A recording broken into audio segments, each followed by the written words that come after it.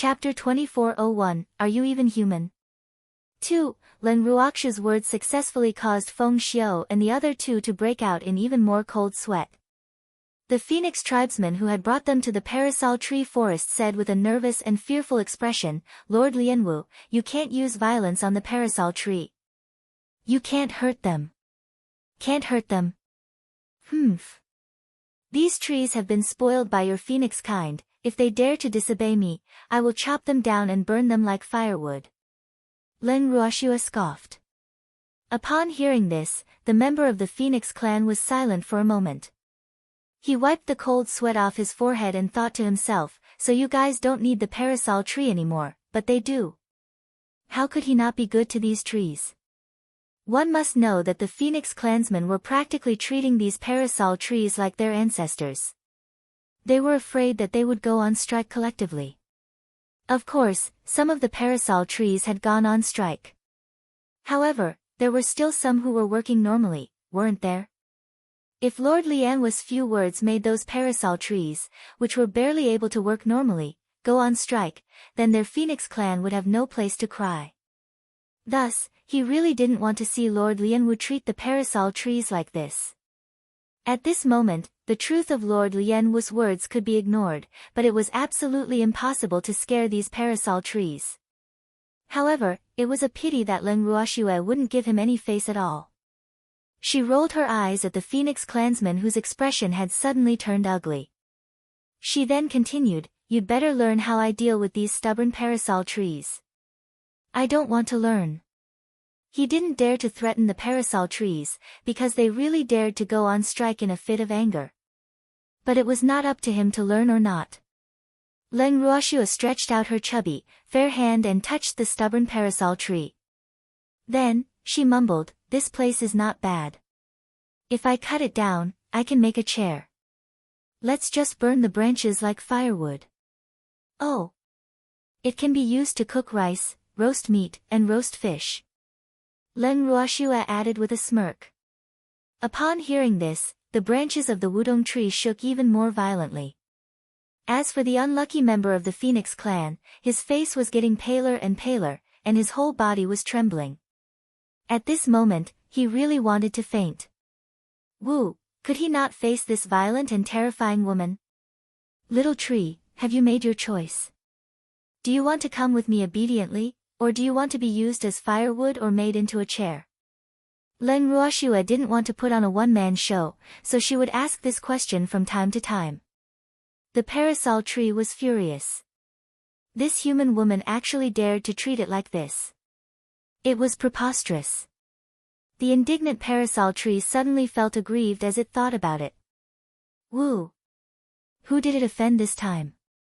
How did he meet such a female fiend? This human woman was simply too shameless. It had lived in the Phoenix Territory's parasol tree forest since it was young and had never seen someone like Len Ruoxiu who would threaten it. This was because the Phoenix clan had always been very protective of them. Hence, the parasol tree was not used to such a huge contrast. However, it was also afraid that this woman would really do what she said. Although it was just a tree, it was not stupid. It was very smart. Looking at the way the Phoenix clan member treated this human, it could guess that this human's identity was not simple. If she really treated it as she said and the Phoenix King did not help it, it was really possible that it would die. As the saying goes, a true man knows when to yield and when not to. After thinking through all of this, a certain parasol tree that Len Ruoxiu had used as a warning finally gave in. It said to Len Ruoxiu while choking with sobs, I'll go with you. It's really aggrieved. Thanks to this works too. Feng Xiao and the other two were dumbfounded. None of them had expected that the parasol tree would be afraid. This was the first time they had seen it. However, no matter what, Feng Xiao felt that the parasol tree that he was most familiar with was willing to leave with him. He was still very happy. Following that, he heard Len Ruoxiu say to the parasol tree, That's a good girl. No matter if it's a person or a tree, the most important thing is to be practical. So, your choice is wise. In addition, don't be afraid of me, I'm just scaring you. I won't really use you as a chair or as firewood. That would be too wasteful. Ugh. After hearing this, Feng Xiu was simply speechless and didn't know what to say. When the Phoenix clansman saw that Lin Ruoxue had already taken away 2 of the parasol trees, he immediately said, Lord Lianwu, now there are already 2 parasol trees willing to follow you. Do you think we can go back? Why go back? Lin Ruoxue blinked her eyes and asked innocently after hearing what the Phoenix clansman said. Ah. The Phoenix clansman was speechless. Could he say that taking away 2 trees was already a lot? One must know that every single parasol tree was precious to the Phoenix tribe. With just these 2, the Phoenix king would probably be heartbroken to see them. After thinking about it carefully, the Phoenix clansman didn't know what to say. He didn't want to be too direct, but if he didn't say anything, Lin Ruoxue would naturally pretend to be confused. Following that, he heard Lin Ruoxue say, You said that there are already 2 parasol trees that are willing to follow me, but in fact, neither of these 2 trees are willing to leave with me.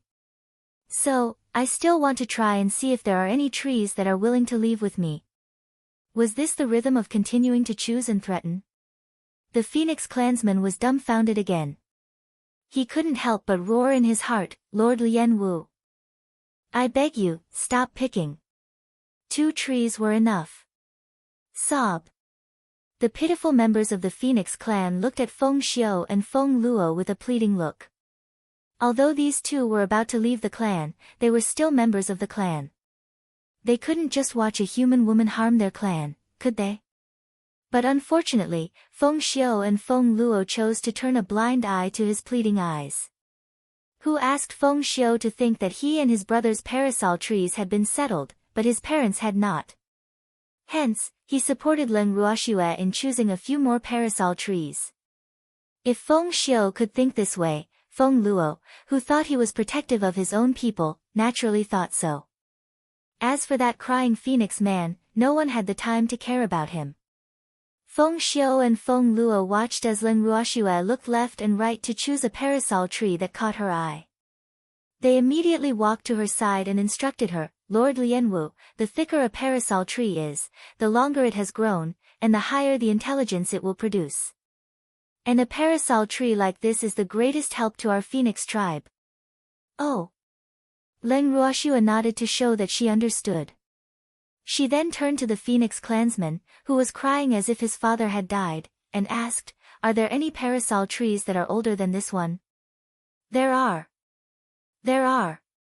The moment the member of the Phoenix tribe heard this, he beamed with joy. In his heart, the older a parasol tree was, the more difficult it would be to serve it. Not only that, but most importantly, the older parasol trees were all on strike. Hence, he was more willing to let Lin Ruoxue choose from there rather than from the ones that were suitable for the Phoenix tribe to cultivate. Chapter 2402, Are You Even Human? 3. He knew that no one could take the parasol tree away. In this case, this human woman should naturally give up, right? The Phoenix clansman thought to himself with a pleased expression. When Feng Xiu and Feng Luo heard how excited their clansmen were, their hearts sank.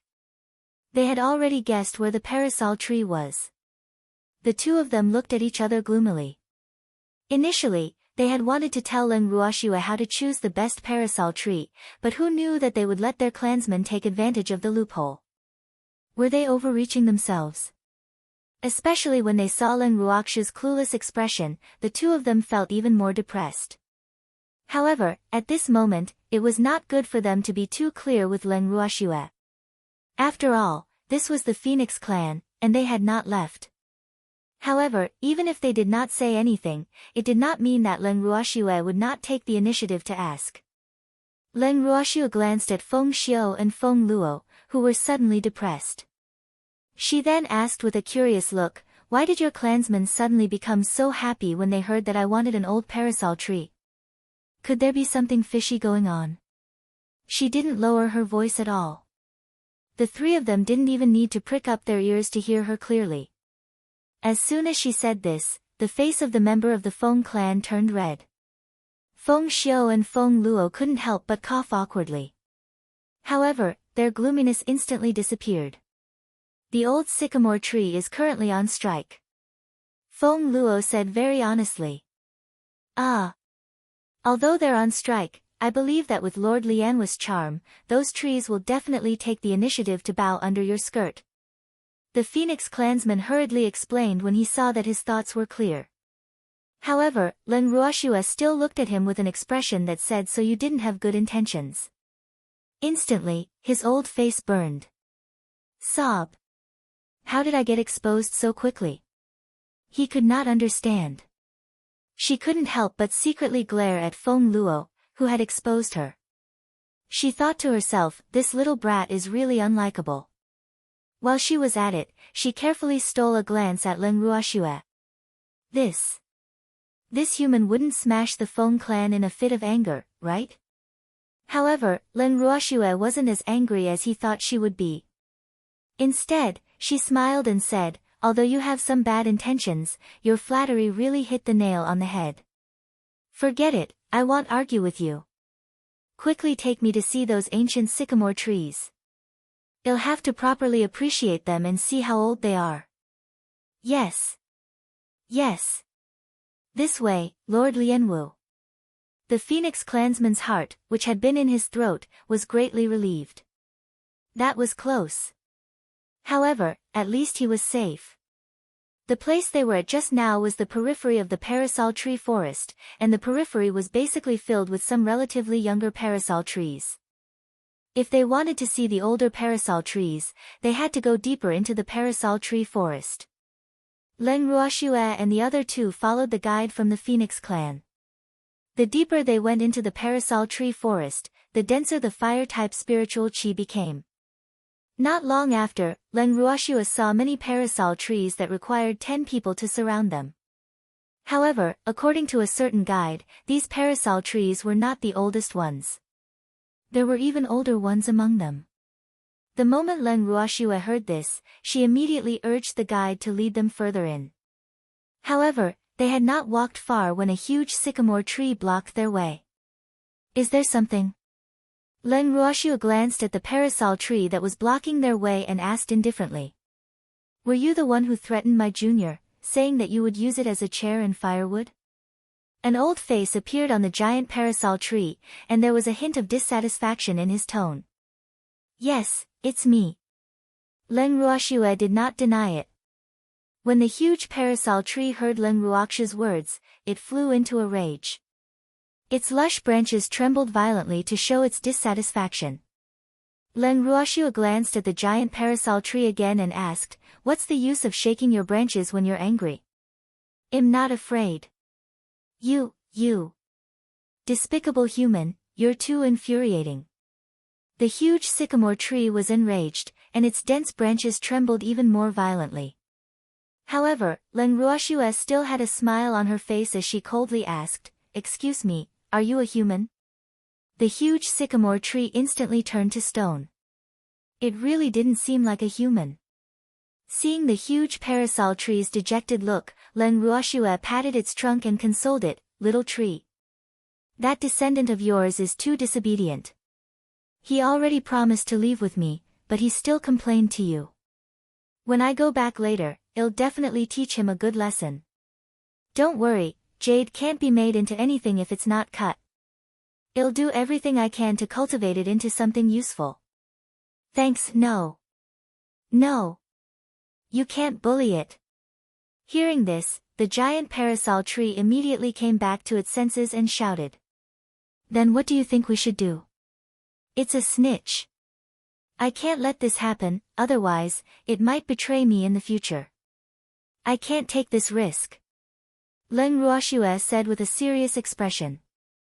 I won tea. It won't do that, so you can't bully it. The giant parasol tree said hurriedly. Yes. In front of you, I promise you that I won't bully it. However, it's going to leave with me. Even if I bully it, you won't be able to see it. Len Ruoxue said with a smile. Then what should we do? The giant parasol tree was at a loss for words. After being a tree for so many years, it did not have the heart of a human. Hence, Leng Ruoxia's words made it feel conflicted. Feng Xiao and the other two, who had also heard this, had completely different reactions. Feng Xiao and Feng Luo wanted to hear the old tree say, "I'll go with you and watch over you so that you don't bully your juniors." However, a certain member of the Feng clan had a bad premonition in his heart. Following that, a certain Phoenix clansman heard Leng Ruoxia say, "Why don't you come with me?" Upon hearing this, the Phoenix clansman, who thought that she was in a pathetic state, revealed an expression of "I knew it." She couldn't help but feel disgusted in her heart. This human woman was really too despicable. She actually spared no effort in kidnapping the parasol tree. However, he had a deep understanding of the stubbornness of these parasol trees. He knew that this old tree would definitely not agree to Leng Ruoxia's suggestion. Hence, he was really not worried that Leng Ruoxia would be able to snatch this tree away. Leng Ruoxia's words also made the old tree fall silent for a long time. It was so long that a certain Phoenix clansman thought that the old sycamore tree would definitely refuse. Only then did the old sycamore tree slowly open its golden mouth and say, I can leave this place with you, but you can't bully us." Yes. The little tree was its grandson and the closest relative it had alive. Therefore, it was really worried that its grandson would leave with a human. If something really happened, it would regret it for the rest of its life. Therefore, it felt that it was more at ease to follow and watch by itself. It also didn't want its grandson to annoy this human because of his stubbornness. If she really killed him, it would be the one who regretted it. It had agreed to Leng Ruoxia's request so easily. This was something that Feng Xiao and the other two did not expect. However, Feng Xiao and Feng Luo were still rather excited about this outcome. On the other hand, a certain Phoenix clansman was in a state of confusion. It was as if his parents had died. His face turned from white to black, then black to white. Seeing that the parasol tree was so tactful, Leng Ruoxia was very happy. She patted its trunk and comforted it, "Don't worry, you won't regret following me. I won't bully you." After hearing Leng Ruoxia's promise, the old sycamore tree was relieved. However, after thinking for a while and secretly communicating with the other parasol trees beside him, the old tree said hesitantly, "Human, I still have some older brothers, can you bring them along? We don't want to be separated." "No problem. How much do you have?" When Leng Ruoxia heard this, she couldn't ask for more. The more she looked at it, the cuter she felt this parasol tree was. Hee. This time, she really did not waste any effort. However, when a certain member of the Phoenix clan heard this, he was so angry that he fainted. This fact was such a huge blow to him that he didn't even have time to report it to the Phoenix King. When the Phoenix King heard of this matter, everything had already become a foregone conclusion. At this moment, let alone the Phoenix who was so loyal to the Phoenix clan that she had fainted from anger, even Feng Xiao and Feng Luo, who had been calm and collected, were dumbfounded when they heard this result. How? How did this happen? This was simply too unbelievable. At that moment, the two phoenixes felt an unprecedented sense of admiration for Leng Ruoxia. When they heard the old sycamore tree say that it wanted to leave with Leng Ruoxia, Feng Xiao and Feng Luo could not take this huge shock and fainted from happiness.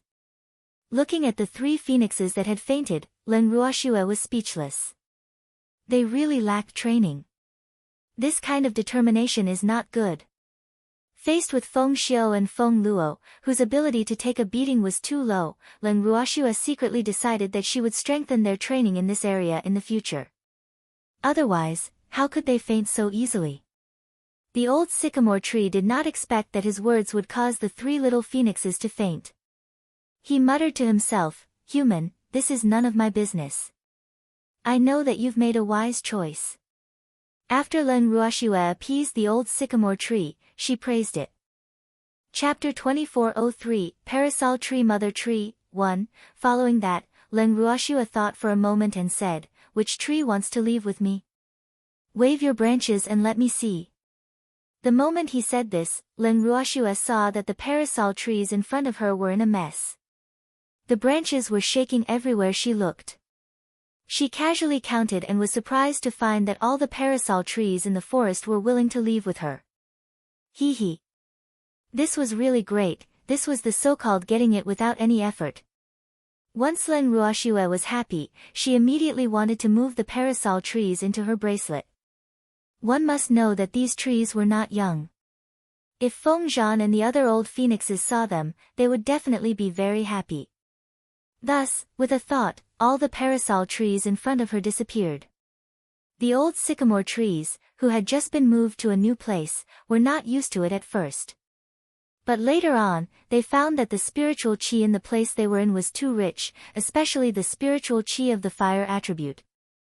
It was so rich that it made them ecstatic. They wondered where they were. The fire attribute in this place was even richer than the one in Phoenix territory. At that moment, the old sycamore trees were excited. They shook their branches with all their might to show their excitement. The old phoenix that had started the conversation with Len Ruoxue called out to her carefully, "Human. Humans. Are you there? Where is this place? Of course this is the little girl's space, you can live here in peace." An evil laugh rang out, but the old sycamore tree knew that this voice was definitely not the voice of the human woman from before. "Who is it? Who's talking?" The old sycamore tree hurriedly asked. "It's me." Following these two words, a fiery red behemoth descended from the sky and landed on a wudong tree. You're the fire phoenix?" The old sycamore tree's voice trembled. How could there be a phoenix tribe here? The reason why they wanted to leave with that human was to get rid of the phoenix clan. However, it had never expected that such a good place would be occupied by the phoenix tribe. Sob. At this moment, the old sycamore tree was somewhat regretful. It deeply felt that it had overreached itself. Humph. They did not welcome the phoenix tribe. At the thought of this, the old sycamore tree said fiercely, "Get down from my brother, we don't welcome you. Little tree. Have you forgotten who I am? Why are you treating me so badly?" Sob. "It'll be sad if you do this. To think that I've been thinking about you all this time." The fiery red figure, Feng Zhan, heard the old sycamore tree's words and started to sob. At this time, the sycamore tree that it landed on actually reprimanded the old sycamore tree, "Brother Jiu, don't be rude." That old sycamore tree did not have a name, and it was ranked 99th. All the trees that were older than it called it little brother Jojo.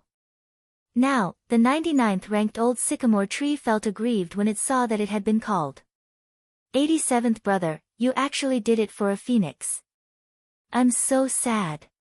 An old face with tears in its eyes appeared on the trunk of the 99 old sycamore tree. It looked really pitiful. "Little 9, do you really not recognize it?" Parasol tree number 87 said helplessly. "Thanks it. Should I recognize it?" Parasol tree number 99 blinked its eyes and asked in confusion. "Hee hee. Little 9th, Feng Zhan." Feng Zhan finally revealed the answer with a smile. Feng Zhan. Prince Feng's personal guard." The name, Parasol tree number 99, gave it a sudden inspiration, and some of its deep memories were awakened. However, it still couldn't believe that the phoenix in front of it was Feng Zhan. Wasn't it said that Feng Zhan and the other guards of the Phoenix King had already died? Why was this man still alive and calling himself Feng Zhan? Moreover, it believed that Brother 87 would never recognize the wrong phoenix, because there was a special way to identify the phoenix between the parasol tree and the phoenix. Even if the other party was reborn from the fire, they would still recognize it. Could this fire phoenix really be Feng Zhan? "You're Feng Zhan?" Parasol tree number 99 could not help but ask. Yes, I'm sure of it." Feng Zhan nodded. But I heard that you've already died?" Tree number 99 asked curiously. Although it was happy to see Feng Zhan, it still wanted to know more. "No, I didn't. I was only sealed in the lower realm. It was this little girl, the human woman who moved you here, who saved us." Otherwise, we would really have been in danger of dying. Feng Zhan sighed with emotion. Isn't that human god Lord Mist's aid? Parasol tree number 99 was puzzled again. The people of Rime Ice City wouldn't help Feng Zhan and the others, would they? Hee hee. Who said that? She's Master Yes disciple, and she's against Rime. So, it's wise for you to choose to follow her. Feng Zhan complimented. Master Yes disciple. No wonder when I saw her, I felt close to her and felt that even if she was from Rime Ice, I should still follow her. My intuition was right. Parasol tree number 99 said with a slightly proud tone. In fact, the parasol trees in the Phoenix territory had been deeply disappointed in the Phoenix tribe ever since their mother tree had withered. They had been looking for an opportunity to leave this place and start a new life. However, apart from the Phoenix tribe and its affiliated clans, very few other clans could enter the Phoenix territory. Even if there were other clans, no one had the courage to abduct them. Therefore, they had been waiting for many years. Even though they had refused to cultivate with the Phoenix tribe, they had not been able to increase their own strength. For the sake of their mother tree, they were willing to do anything that would result in mutual destruction. Their actions were no different from waiting for death. However, for the pride of the Parasol Tree tribe and to avenge their mother tree, they would rather there be no more parasol trees in the world than to see those annoying phoenixes. However, they could not bear to do so. The little parasol trees and the little phoenixes were innocent and they should not bear the grudges between the Phoenix tribe and the Parasol Tree tribe. Hence, the old parasol trees did not stop the little parasol trees and the little phoenixes from cultivating together. This was also the main reason why the little parasol trees could not accept the little phoenixes. After waiting for a long time with no hope, the parasol trees thought that they could only wait for death. Leng Ruoxue, this human, appeared out of nowhere and had the intention of bringing them away. Even though they lived in the parasol tree forest, some of the more powerful parasol trees had been observing everything within the Phoenix clan with their divine senses. Naturally, they were aware of what Leng Ruoxue had done to the current Phoenix king. Upon seeing Leng Ruoxue, this audacious human, the sycamore trees were instantly excited. Wasn't this a chance to take them away? The Phoenix king had also made an oath, so there was even less reason to stop them, right? Chapter 2404, Parasol Tree Mother Tree, 2. Even though they were still not satisfied with Leng Ruoxue's status, they could not care less now. As long as they could leave the Phoenix clan, it was fine. More importantly, many parasol trees had expressed that they felt a sense of familiarity when they saw Leng Ruoxue. In this way, Leng Ruoxue's status was not that important anymore. Now, they had learned from Feng Zhan that Leng Ruoxue was the disciple of the imperial concubine. The parasol trees were even more excited. The place they were living in now was even more suitable for them than the Phoenix territory. Sob. They had no other requests. After that, the parasol trees heard about Leng Ruoxue's great achievements from Feng Zhan. They were even more satisfied with her. Then, they saw Feng Zhan. The bloodline of the Phoenix King in Feng Zhan's body made the old parasol trees so excited that they were speechless. Feeling the chaos in the bracelet, Leng Ruoxue smiled. Then, she stretched out her chubby little hand and patted Feng Xiu and Feng Luo, waking them up. When the two of them woke up in a daze, they were still at a loss. However, when they saw the empty space in front of them, their expressions changed drastically. Lord Lianwu, where are those parasol trees? Feng Luo stammered as he asked. Weren't those parasol trees willing to leave with Lord Lianwu? How did they all disappear? This was a big deal. I dug it up and kept it. Leng Ruoxue said with a smile. Ah. Feng Xiu and Feng Luo were silent. It looked like they had been unconscious for a long time, right? Otherwise, how could Lord Lianwu have dug out all those trees by himself? However, this Lord Lianwu was really nimble. He managed to do everything by himself. Thinking of this, the two of them looked at Leng Ruoxue with deep admiration. Glancing at their expressions, Leng Ruoxue smiled faintly and said, "In the future, you won't be lacking sycamore trees for cultivation." "Yes, yes." The two of them nodded in excitement. At this moment, she heard Leng Ruoxue say with a smug look, "That's why I said that there's meat to eat if you follow me." Feng Xiu and Feng Luo were silent for a while. Then, the two of them said in unison, "In the future, we will definitely follow the footsteps of Lord Lianwu." "Good girl. Let's continue forward.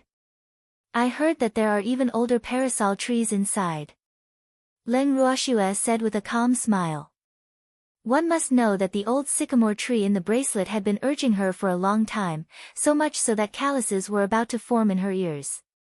After Feng Xiu and Feng Luo heard what Leng Ruoxue had to say, they were invigorated. They no longer lacked parasol trees, so they were more confident in following Leng Ruoxue. After that, the three of them continued to walk deeper into the parasol tree forest. Before they left, the kind Feng Luo could not help but ask Leng Ruoxue softly, "Lord Lianwu, are we not going to care about him?" That him, Feng Luo was naturally referring to his own clansman, the unlucky one who had been appointed by the Phoenix King to lead the way. Who cares?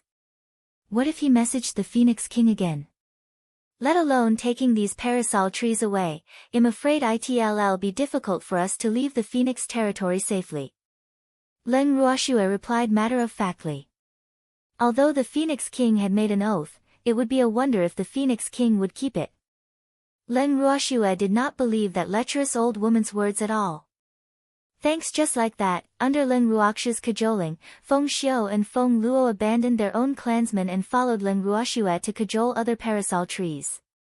In reality, what they did not know was that Leng Ruoxue did not need to be abducted at this moment.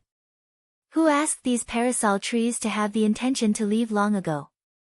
They just did not find a suitable opportunity. And now, with the appearance of Leng Ruoxue, a suitable candidate, the parasol trees in the parasol tree forest seemed to have seen a ray of light.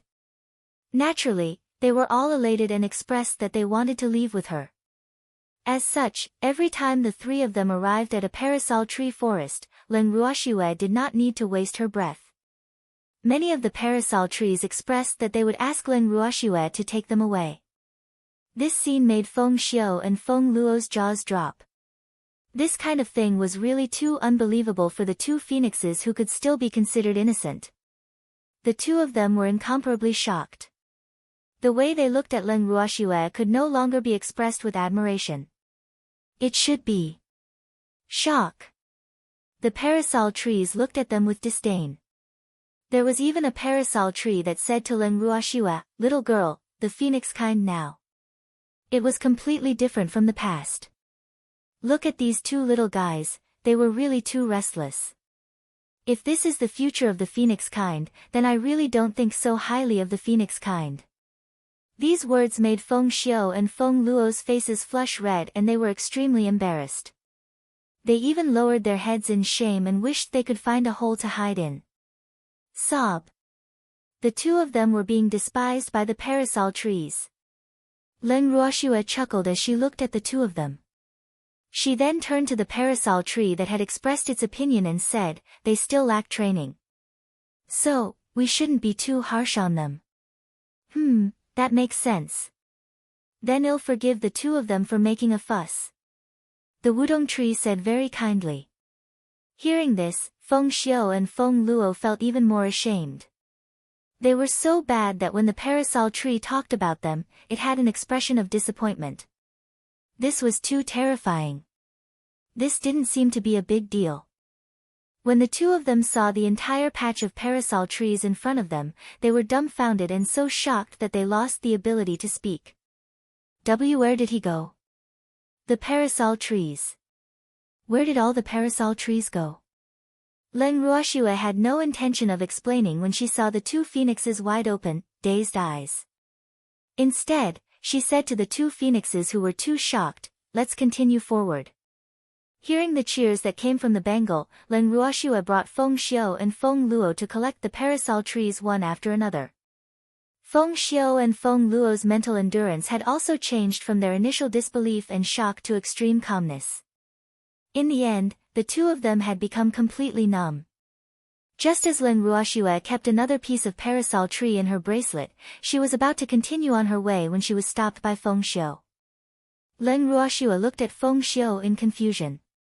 "We can't go in," Feng Xiu quickly explained. "Why?"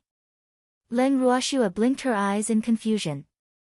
One must know that the further they went, the higher the level of the parasol trees. It was obviously impossible for her to let go of the few biggest parasol trees not far away. That's the graveyard of the parasol tree. No phoenix is allowed to set foot there. There's even a restrictive spell set up outside, so there's no way we can get in. Feng Xiu said. Like this? Len Ruoxue was a little worried after hearing Feng Xiu's words.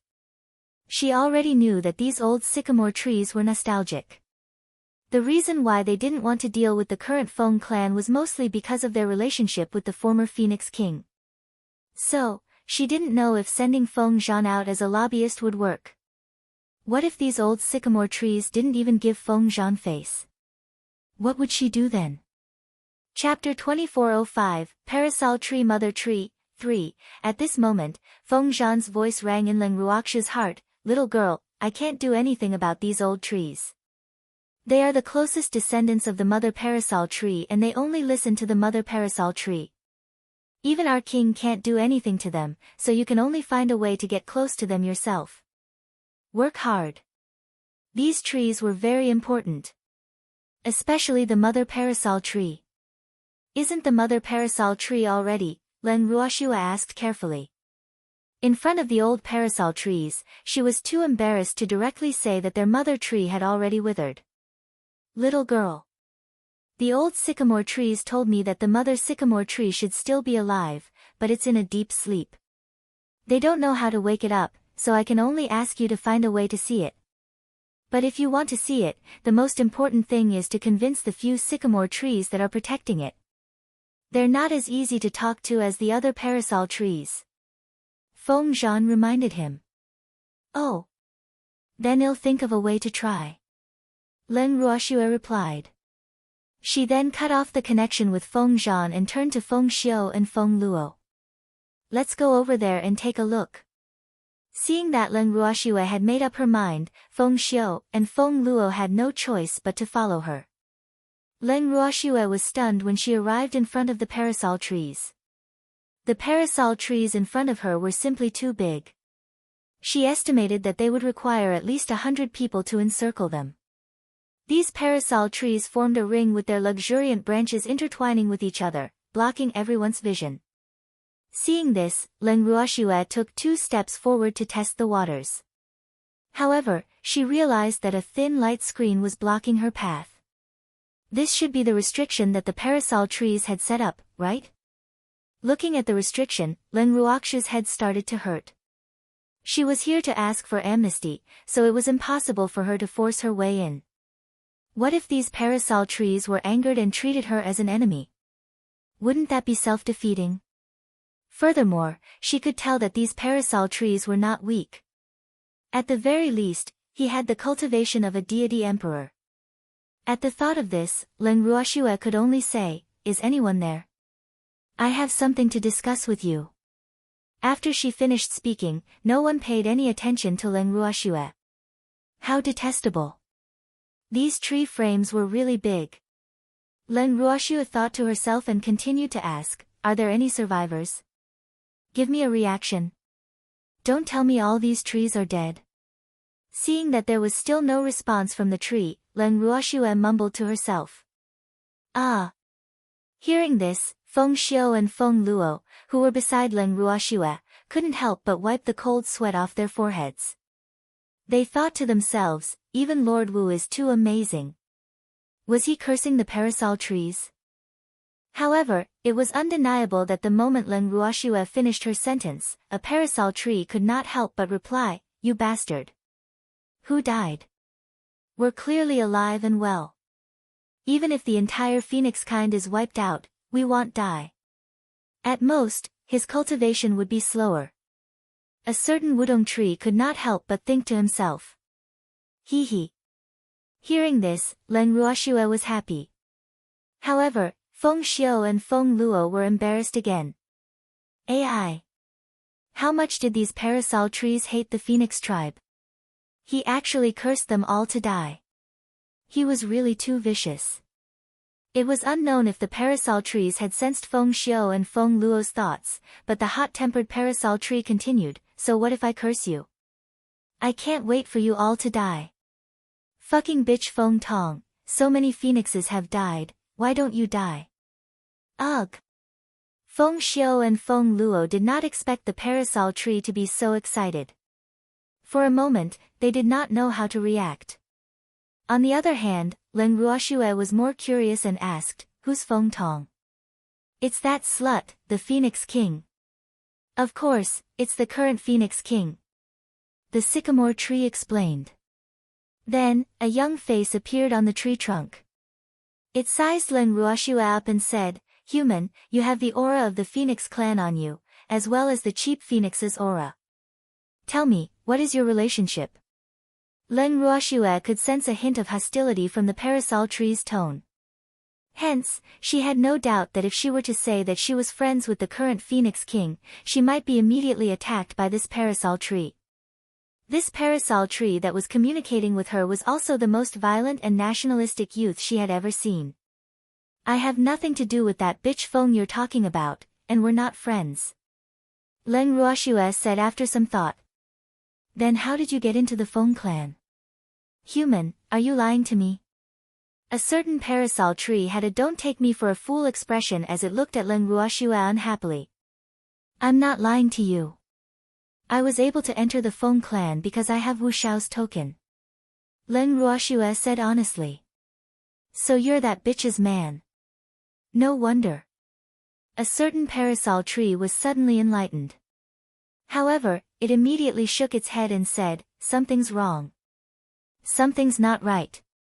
The aura on your body is so mixed that I can't tell what your background is. A certain parasol tree was vexed. A big question mark appeared on the young face on the trunk. Its eyes were also filled with endless confusion. Thanks Len Ruoxue saw that this parasol tree liked talking to itself so much and could only helplessly reply, my identity is quite complicated, so I would like to meet your mother parasol tree. I have something to talk to it about. The mother parasol tree is no longer here. A certain parasol tree said with a vigilant look. Really? Len Ruoxue asked doubtfully. Of course it's true. Why would I lie to you about this? Don't you notice that the color of our parasol trees has become dull? That's because we didn't have the mother parasol tree. A certain parasol tree said matter-of-factly. Oh, really? However, I thought that you've become so dull because you haven't cultivated with the Phoenix clan for a long time. What do you think? Len Ruoxue said with a smile. This has something to do with it. However, it's mostly because of the withering of the mother tree. That's why we're in this state. A certain parasol tree quibbled. Since you insist on thinking this way, then I have nothing to say. I still have the same words, I want to see your mother parasol tree. Len Ruoxue said stubbornly. Human, don't you understand what I am saying? I told you, the mother tree is gone. A certain parasol tree said somewhat frantically. I understand. That's why I want to see the mother parasol tree. Len Ruoxue said with a smile. A certain parasol tree was so angry that its branches were trembling. At this moment, Len Ruoxue could clearly feel the space around her distorting. Following that, she was brought into an unfamiliar place. Seeing how calm Tsang was in her arms, Len Ruoxue instantly knew that there should be no danger here. However, it seemed that she was the only one who had been sent here because Feng Xiu and Feng Luo were not here. But where was this place? Len Ruoxue's beautiful eyes scanned the scenery in front of her. This should be a private palace. The interior was decorated with red as the main color and gold as the secondary color. The decorations were simple and practical. It was low-key yet tasteful. It was the so-called low-key luxury. Please take a seat. A faint and gentle female voice entered Len Ruoxue's ears. Leng Ruoxue expressed her gratitude and sat down on an empty chair. Following that, a lady in red appeared in front of Leng Ruoxue and sat down. The lady in red looked to be in her 30s. She was extremely beautiful and had a noble and elegant temperament. She gave off a gentle feeling. Furthermore, the dense fire-attribute spiritual qi on her body made Leng Ruoxue immediately guess her identity. "You're the mother parasol tree?" Leng Ruoxue asked. "It is." The lady in red laughed indifferently. She was not surprised that Leng Ruoxue had guessed her identity. "I heard," Leng Ruoxue only said 2 words and did not continue. However, she believed that this woman would understand her meaning. As expected, after the lady in red heard Leng Ruoxue's words, she smiled and explained, "I'm still alive, but I've spent most of my time in a deep sleep. That's why all the members of the Feng clan, including Feng Tong, thought that I'd already withered and died. This can't be helped, because I have to reduce the use of spiritual energy, otherwise, Wu will be in danger." The lady in red's words became more and more sorrowful as she spoke. Her eyes were also slightly moist. When Leng Ruoxue saw this, she was too embarrassed to continue asking who Wu was.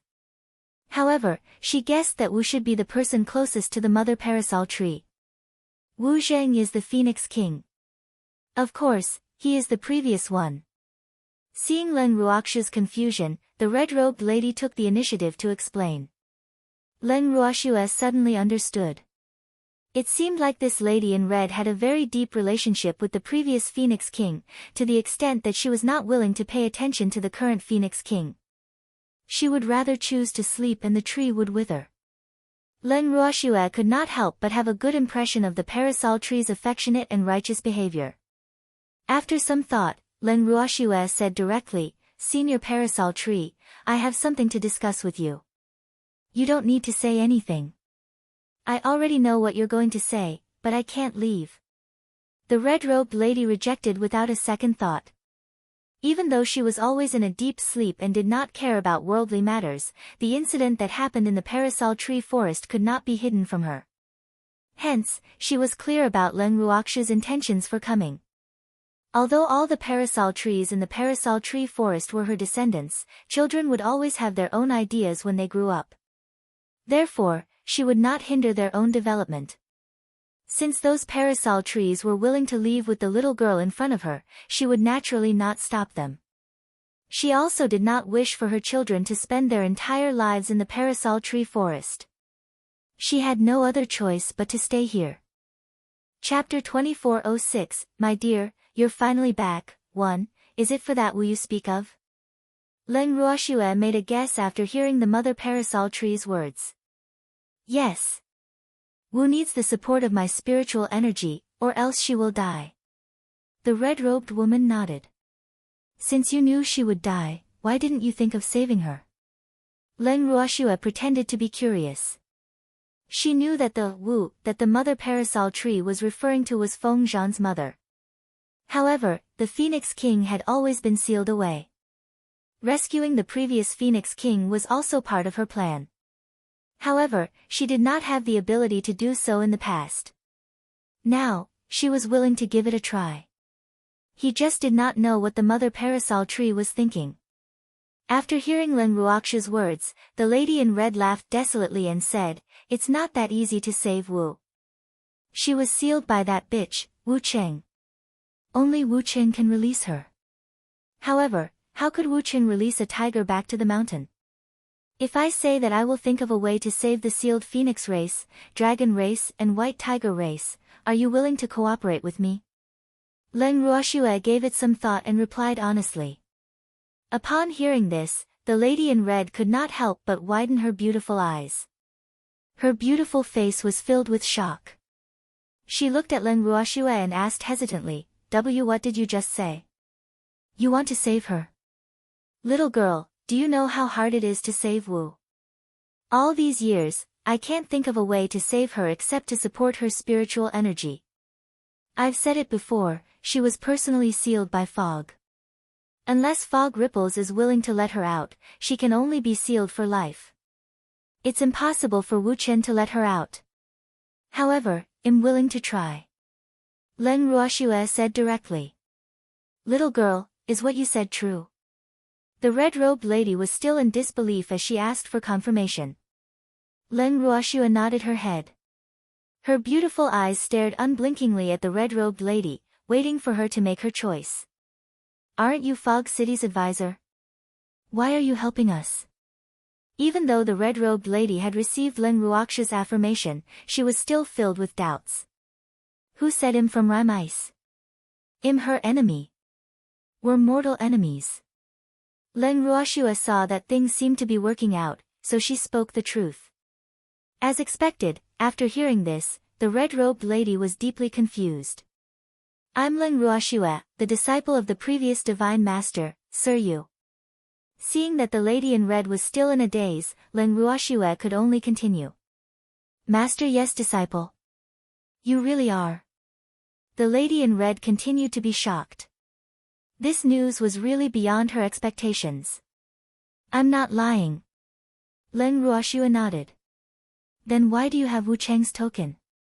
The red-robed woman still had many doubts. Sang gave it to me. Len Ruoxue pointed at the little white cat in her arms. In order to match Len Ruoxue's words, Sang even specially waved his snow-white little claws and said, "And I gave it to Nyo." Little tree, you must believe in her. Lord Sang. You're Lord Sang. Looking at the little white cat in Len Ruoxue's arms, the red-robed lady was petrified once again. Thanks, as far as she knew, Lord Sang had always appeared in the form of a Totoro, but now he had actually turned into a cat. This. The red-robed woman was a little confused. But as one of the most ancient plants in the god realm, she was very familiar with Lord Sang's voice, so she only had to listen for a moment to know that this little white cat was undoubtedly Lord Sang. Little tree, Nyo is my master now, you have to listen to her. Seeing the red-clothed woman's dumbfounded look, Sang said. This time, the red-clothed woman's petrified state became even worse. Lord Sang's master. What was going on? The woman in red was even more confused. Lord Sang actually had a master. It was this little girl in front of him. It was simply too unbelievable. The lady in red was stunned for a long time before she slowly regained her senses. Her eyes were filled with shock as she looked at Sang, while her eyes were filled with surprise when she looked at Len Ruoxue. To be able to make Lord Sang recognize her as a master, this little human girl must have something different. That's right, she just said that she was Master Ye's disciple. Now that Lady Tsang had confirmed it, the lady in red believed that Len Ruoxue's identity was unquestionable. At the thought of this, the mother parasol tree bowed to Len Ruoxue and said, Wu Tong is willing to obey Lady Ruoxue's words. Senior Wu Tong, you don't have to be so polite. You can just call me Ruoxue. Len Ruoxue said with a faint smile. She didn't expect the mother parasol tree to be called a parasol tree. It was really convenient. However, at least this mother tree had a name, unlike the other parasol trees, which were addressed by code names. Okay, then I'll call you Ruoxue from now on. Wu Tong said with a smile. Actually, she was still a little conflicted in her heart because Len Ruoxue was Lady Tsang's master. She was afraid that she would make Lady Tsang unhappy if she called her by her name. However, seeing that Lady Tsang did not object, she called her that in her heart. Actually, she was thinking too much. Tsang didn't care what others called Len Ruoxue because it was well aware that its status in the god world was too high and its seniority was too high. Moreover, its own Nyo was too young, so how to address her was really a problem. Hence, after discussing with Len Ruoxue, the two of them decided to go their own way and not interfere with each other's matters. However, not many people knew about this situation. After Len Ruoxue had a simple conversation with the mother parasol tree about her identity, she went straight to the point, Senior Wu Tong, saving the previous Phoenix King was part of my plan. However, because my strength was not high, this plan could not be carried out. But now, I really want to give it a try and I hope that Senior can support me. Ruoxue, how do you want me to support you? To tell you the truth, although I have the cultivation of a hierarch, my strength is not high among hierarch experts. In addition, I have been providing spiritual qi to Wu for so many years, so I am only a hierarch in name. I don't know how I can help you, but you can tell me. As long as it is within my means, I will do my best. The mother parasol tree said sincerely. Hee hee. I'll still say the same thing, as long as Senior leaves with me. Len Ruoxue said with a smile. Ruoxue, it's not that I don't want to leave, but I need to provide spiritual energy to Wu. She can't live without me. Otherwise, she will die. The mother parasol tree felt a little troubled after hearing Len Ruoxue's words. Senior, I wonder how long you can last in your current condition. If I'm not wrong, the reason why your tree body withered was not entirely because of your deep sleep, but because you lost too much spiritual qi, right? Len Ruoxue said. Len Ruoxue did not ask about the previous Phoenix King's condition. Instead, she reminded the mother parasol tree because she knew that the mother parasol tree's body was in a terrible state. If this continued, its life would come to an end. When the parasol tree mother heard Len Ruoxue's words, she only sighed heavily. She knew that she could not hide it from this little girl, so she replied honestly, I can still hold on for another 100 years. Chapter 2407, My dear, you're finally back, too. 100 years later, she would not be able to help Wu. What about the Phoenix King? Len Ruoxue probed. She could tell that the mother parasol tree had a very deep relationship with the previous Phoenix King. Otherwise, it would not have chosen to sacrifice itself in such a way. She's severely injured. Without my spiritual qi, she can only live for another 10 years at most. The mother parasol tree said sadly. Such a fact made her heart ache. What if? And I'm saying what if, within 10 years, I find a way to save her? Len Ruoxue asked again. If she can be saved within 10 years, she still has a chance to live. Otherwise, the only path for her is death, and I will also die in 100 years. The mother parasol tree explained. Senior, although I can't guarantee that I will be able to save the Phoenix King within 10 years, I promise that I will try my best. And your current situation is also very bad. I think you should first ensure your own survival, so that you can better help the Phoenix King. Otherwise, not only will you not be able to save yourself, you won't be able to help her. Len Ruoxue advised him with a heavy heart. How can I not know? But, the mother parasol tree was in a dilemma. Senior, I can help you. Len Ruoxue said with certainty. Little girl, the mother parasol tree hesitated. Just as it opened its mouth to say a few words, it was interrupted by Len Ruoxue again. Senior, listen to me first. I know that the Phoenix King needs spiritual qi, but I think that you need a lot more spiritual qi than she does now. Without your spiritual qi, the Phoenix King will live for another 10 years. So, I think that as long as you can obtain a lot of spiritual qi in the next 10 years, then, whether it is you or the Phoenix King, the chances of survival will be greatly improved. What do you think? Len Ruoxue asked. That's true, but where can we get a large amount of spiritual energy? The mother parasol tree's expression became even more conflicted. However, the next second, she realized that she had been moved to another place. Then, she was petrified again. Where was this? How could there be such dense spiritual energy? The mother parasol tree had lived in the divine realm for tens of thousands of years, but she had never known that there was such a place in the divine realm. This place. She was excited. At this moment, Len Ruoxue's voice rang in the ears of the parasol tree. Senior, are you satisfied with this place? I'm satisfied. He was satisfied. Ruoxue, where is this place? The mother parasol tree, who had finally regained her senses, was like Granny Lu who had entered a grand view garden. Her eyes could not see anything at all, and the rich spiritual energy here made her even more ecstatic. This is my space. Since Senior is very satisfied with this place, then Senior can stay here and cultivate for the time being. Also, there should be many old friends you know here. Leng Ruoxue said with a mysterious look.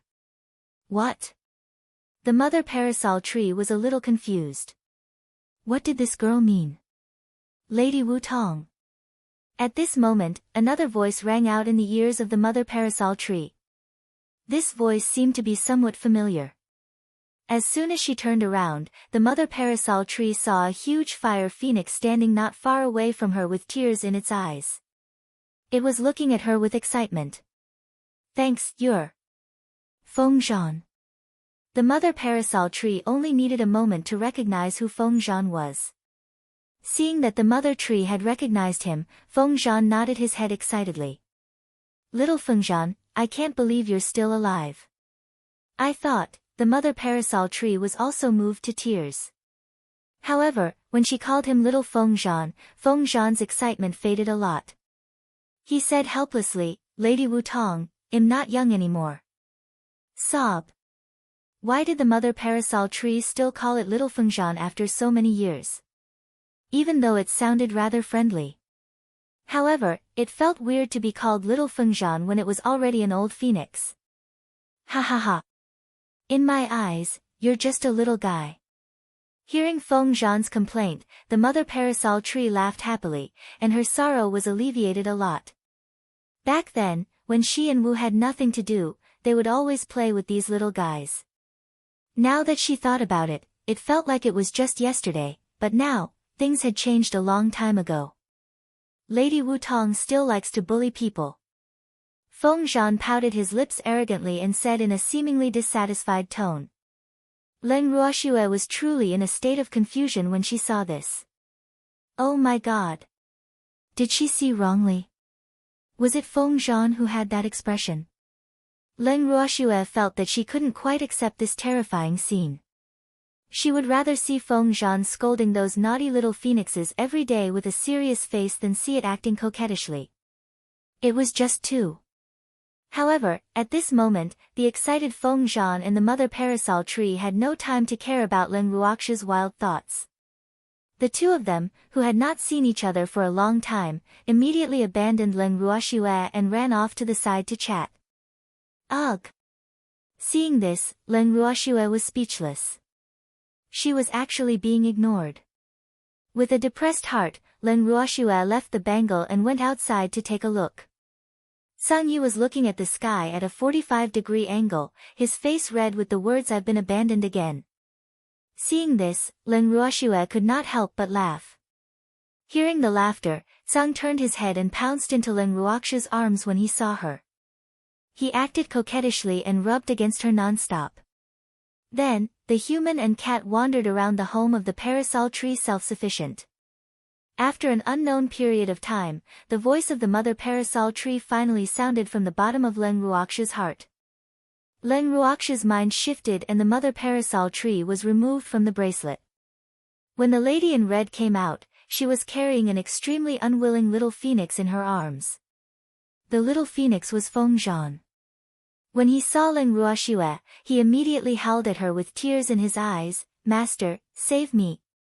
This parasol tree was too terrifying.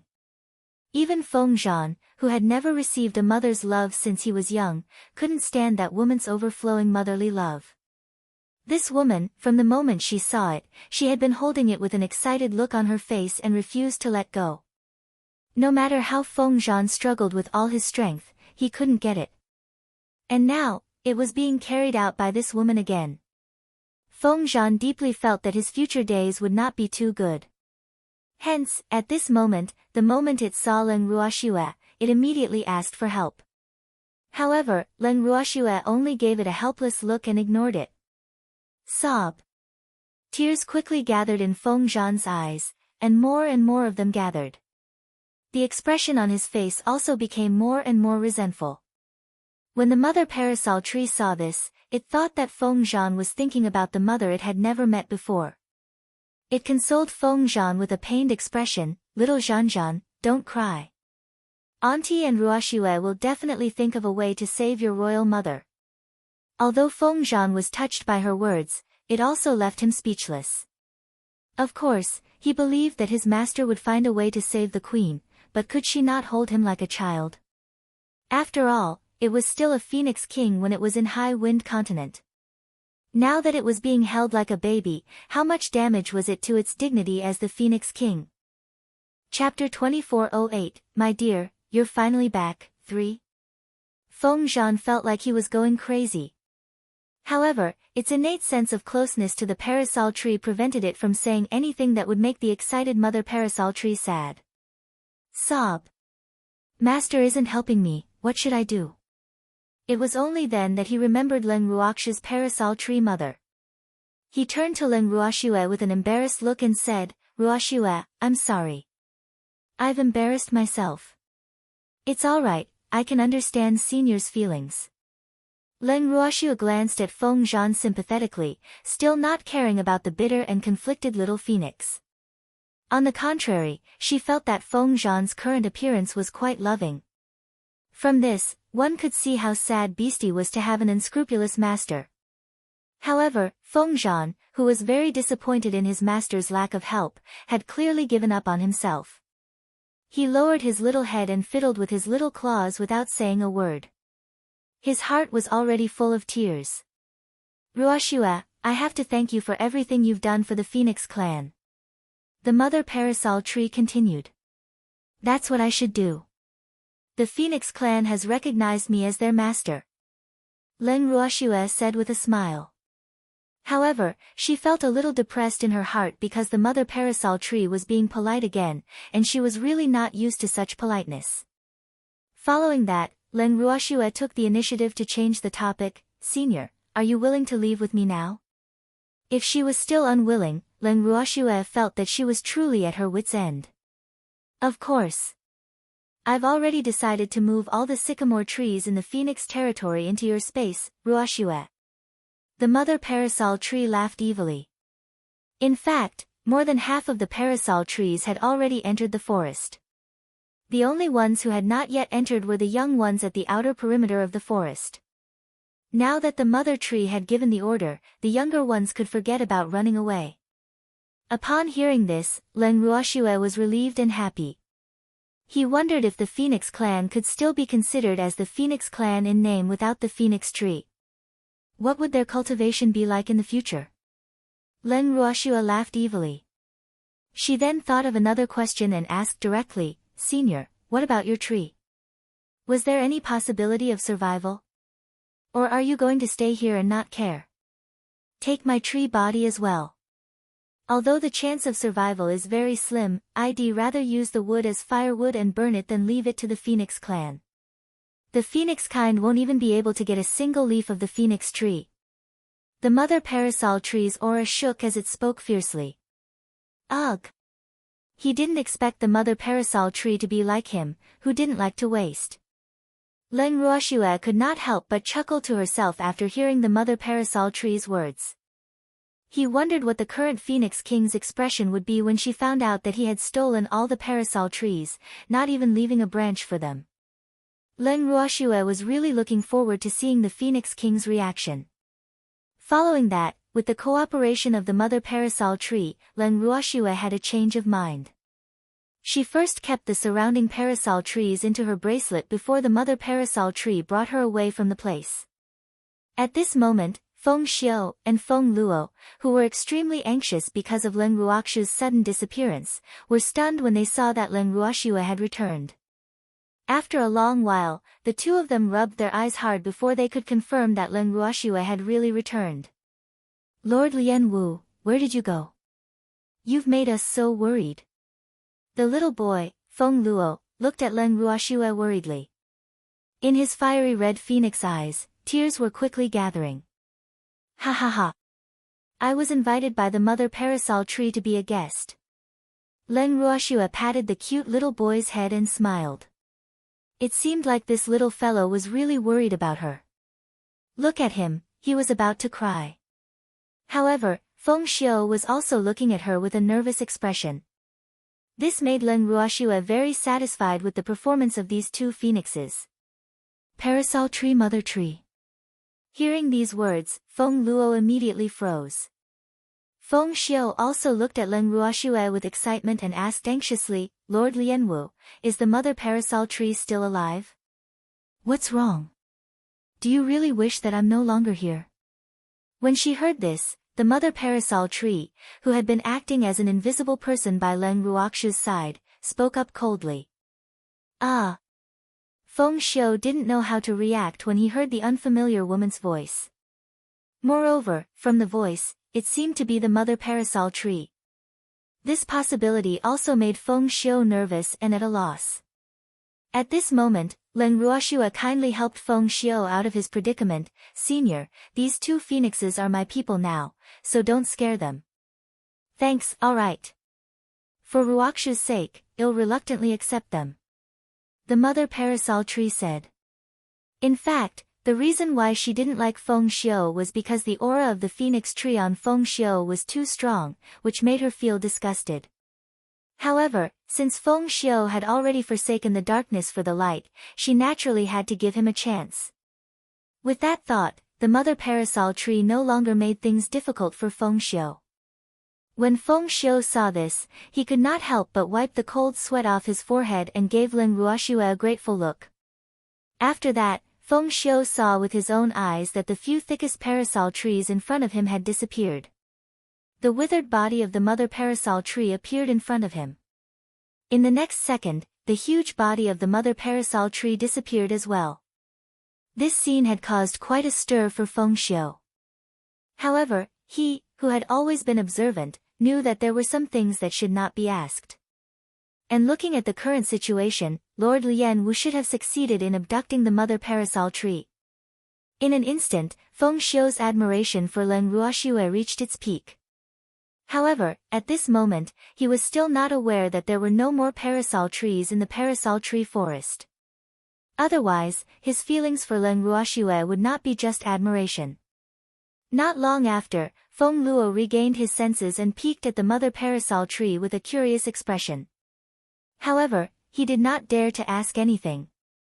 When Leng Ruoxue saw this, she could not help but laugh in her heart. Following that, she sent a voice transmission to Azure and asked him to create an illusion so that the moment they left the parasol tree forest, they would be hunted down by the Phoenix tribe. Sung nodded. After settling everything, he told Leng Ruoxue. Leng Ruoxue informed the mother parasol tree and sent him back into the bracelet. Then, she left the parasol tree forest with the two silly phoenixes who were in a daze. On the way back, Feng Xiu and Feng Luo were very curious about the parasol trees that had appeared in front of them. If they hadn't lost their memories, all the parasol trees here should have been gone. What were these in front of them? However, before the two of them could ask, Leng Ruoxue took the initiative to answer, those are all fake. When you see the Phoenix King later, don't let it slip, understand? Yes. The two of them nodded in a daze, their hearts drenched in cold sweat. Fake. It was actually fake.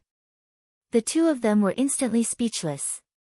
It seemed that Lord Lianwu was even more powerful than they had known. This was what the two of them were thinking at the moment. They went back to the Phoenix King Palace. The Peacock King and his clansmen, who were left outside the Phoenix King Palace, treated Leng Ruoxue as if she was their family member. Sob. When their master was not around, they had been harassed by the Phoenix clan many times. The Peacock King, in particular, had delivered himself to the Phoenix King's door to be teased. However, this was the Phoenix clan. The parasol tree forest didn't allow them to enter, so they could only wait outside. Fortunately, their master returned quickly. Otherwise, they didn't know if they would be able to keep the Peacock King. Hence, the moment the Peacock King saw Leng Ruoxue, he shouted, "My dear, you're finally back." Then, he pounced towards Leng Ruoxue.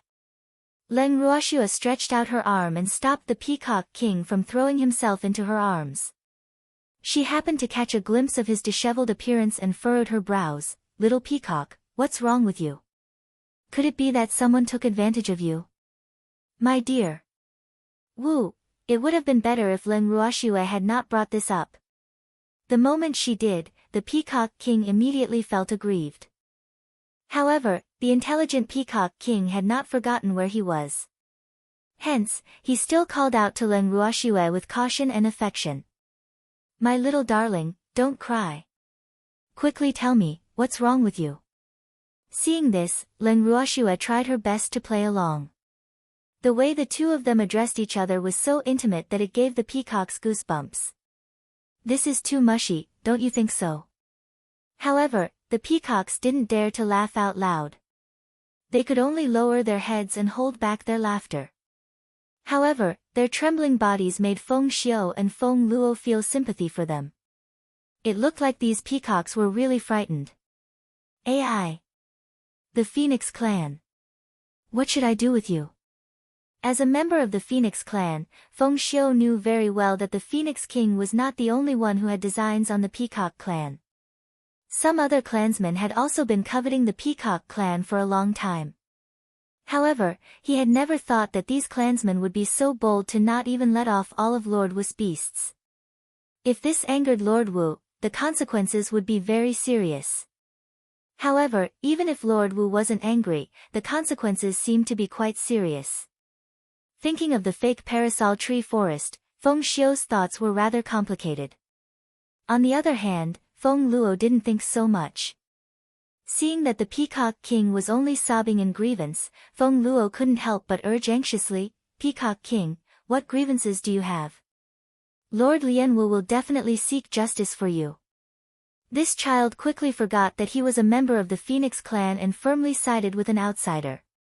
After receiving Feng Luo's encouragement, the Peacock King raised his teary eyes and said in an aggrieved manner, the Phoenix King threatened me. She said that if I go with you wholeheartedly, the Peacock tribe will be the enemy of the Phoenix tribe in the future. She also told me to be careful not to fall into her hands in the future, or I will suffer a fate worse than death. Chapter 2409, Are You Causing Trouble? 1. After saying these words, the Peacock King looked at Len Ruoxue with a sorrowful expression. The expression on his face seemed to be saying, "Please protect me, please help me." However, when the peacocks who knew the situation heard their king's words, not only did they break out in cold sweat, but all of them were also embarrassed. This was because their innocent and honest Peacock King had been corrupted. It was dyed black. Woo! Thinking back, the Peacock King was simply a piece of pure white paper. Of course, it was the same for them. However, after having a black sesame-filled master, they all became black as well. This was all thanks to Master's guidance. The peacocks felt sorry for him. In fact, the Peacock King's words were full of water. Although the Phoenix King had taken advantage of the fact that their master was not around to come out and tease their king, and had also warned their king, it was definitely not as serious as the Peacock King had said. The Phoenix King had only asked their Peacock King to think carefully whether he really wanted to leave the Phoenix territory and follow a woman who did not seem very reliable to wander the world. The Peacock King immediately rejected the Phoenix King and expressed that they were willing to follow their master. In fact, they had already acknowledged their master, so there was no use for the Phoenix King to say anything. More importantly, their king and some of the peacocks in the Peacock tribe had long wanted to leave the Phoenix tribe. This was the best opportunity for them to leave. They would be stupid to let it go. Therefore, the Phoenix King's provocation did not achieve the effect she had imagined. Instead, it caused the Peacock King to complain to her in front of his master. At that moment, some of the more kind-hearted peacocks began to sympathize with the Phoenix King. They wondered how their master would treat the Phoenix King. However, when they thought of their master's bad reputation, all the peacocks believed that the Phoenix King would definitely not be able to take advantage of their master. With this thought in mind, they suddenly became eager to try. Even some peacocks that weren't afraid of trouble immediately echoed the Peacock King and howled, "My lord! The king is right, the Phoenix King has gone too far. Not only did she flirt with our king, but she also incited her clansmen to flirt with us. Woo! You have to help us." As soon as he said this, all the peacocks turned their gazes to an ordinary-looking peacock. The Peacock King gave the peacock a satisfied look that said he was a promising student. When the peacock saw this, it became even more proud. The Peacock King did not feel guilty at all for framing the Phoenix King. He had wanted to do this for a long time, but he did not have the courage to do so. Now that the Phoenix King's master had changed, he truly felt that there was no need for him to be afraid anymore. Therefore, he made use of the words a fox exploiting a tiger's might very well. With one peacock leading the way, the other peacocks quickly reacted and began to accuse the Phoenix clan of their atrocities one after another. "My lord. I've been touched by a phoenix. My lord. The Phoenix clan wants to take me by force. My lord. The Phoenix kind is threatening me." As she listened to all these complaints, cold sweat began to form on Lenruaksha's forehead.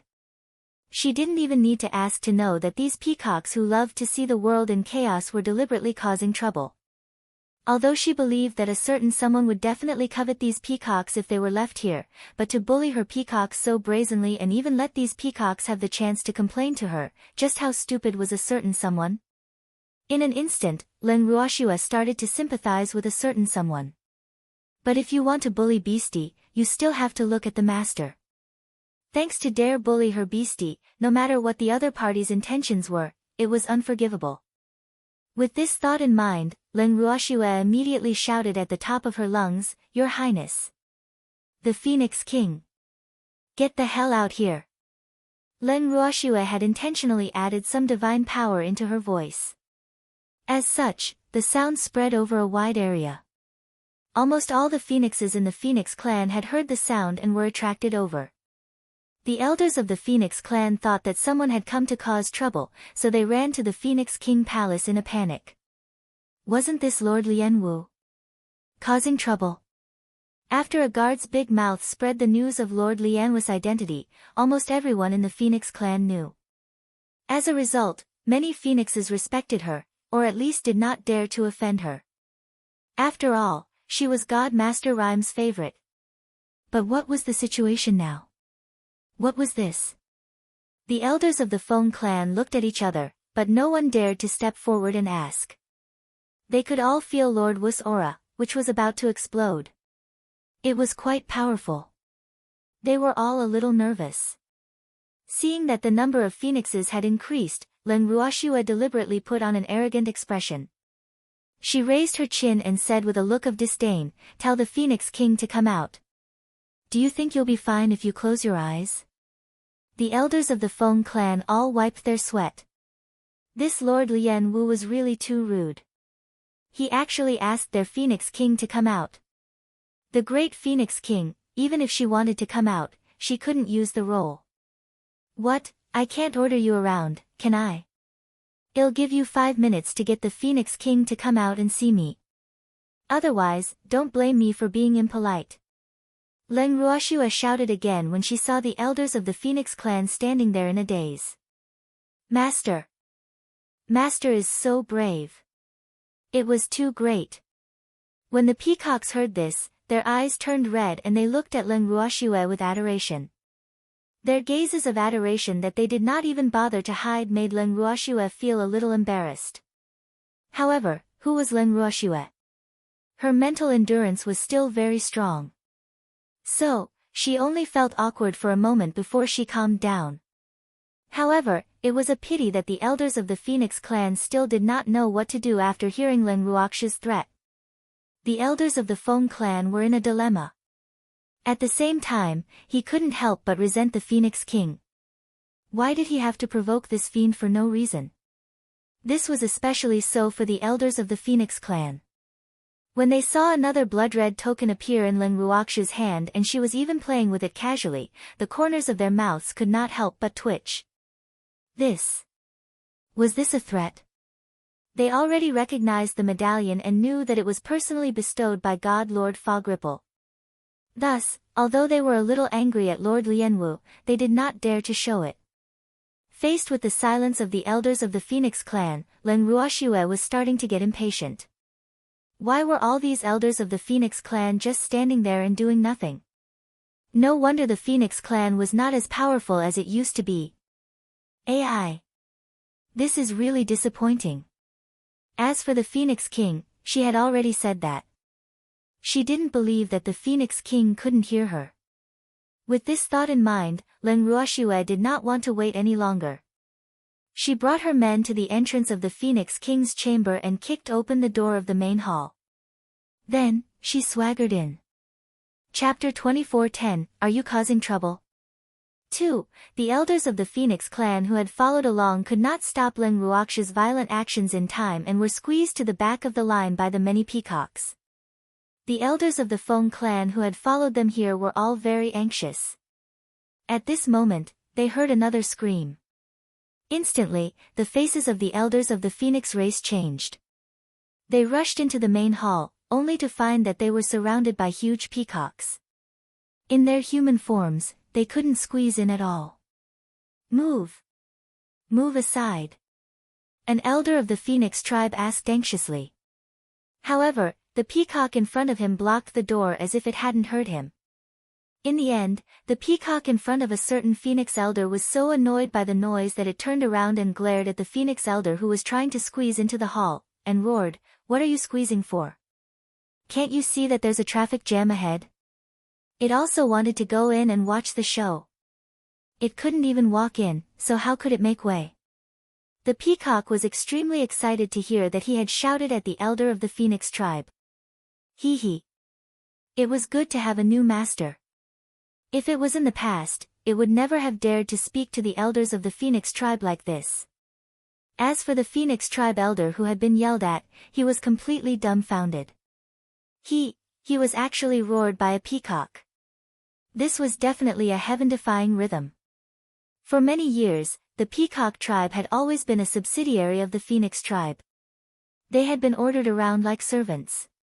But now, the peacock tribe actually looked down on the Phoenix tribe. This was really a rebellion.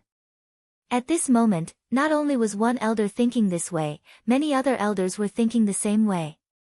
However, not all of them could accept such a huge difference. However, before some of the elders of the Phoenix clan who were filled with righteous indignation could regain their dignity, they heard another scream coming from the hall. The scream was so miserable that the elders' hearts trembled uncontrollably. It's really, really terrifying, isn't it? More importantly, they didn't know what had happened in the hall, so all of them felt like there was a kitten in their hearts, and it was unbearable to be scratched by a cat. What's going on inside? Some of the elders couldn't stand their curiosity anymore, so they had no choice but to put down their airs and ask the peacock who was blocking their way. However, the peacocks who were asked didn't give them any good looks. Instead, they replied fiercely, "How would I know? I can't see it either." The elders of the Feng clan were in a mess.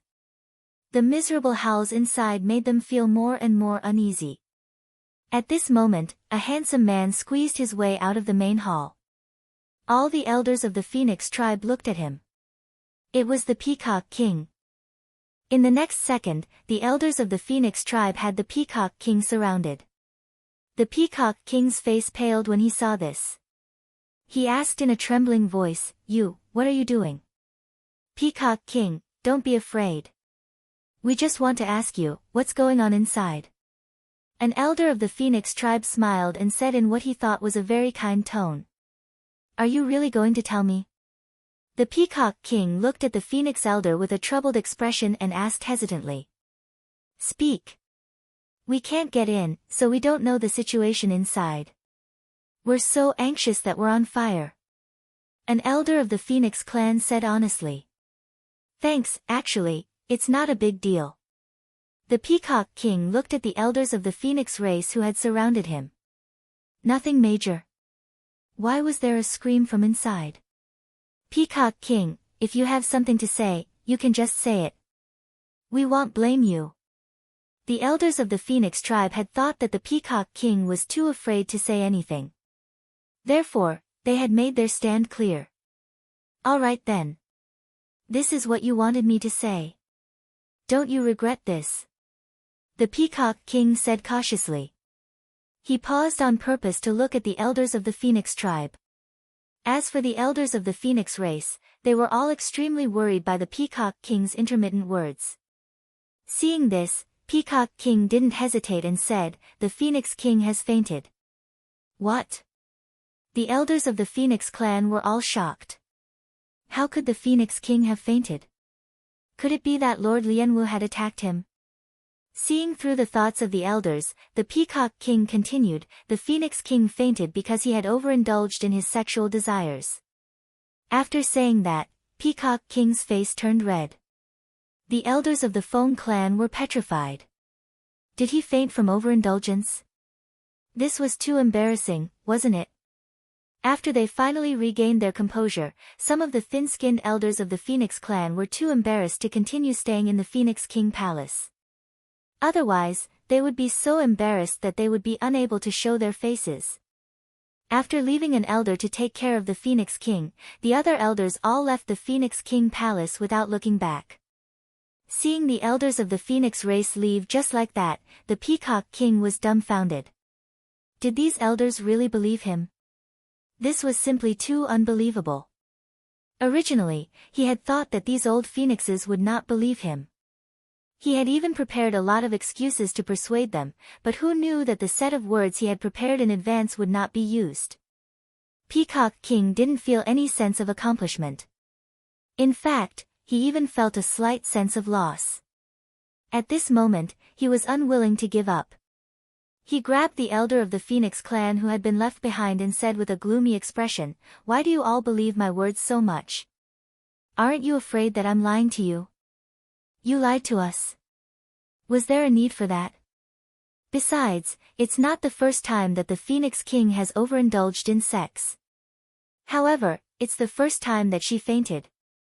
A certain elder of the Phoenix tribe said with a disapproving look.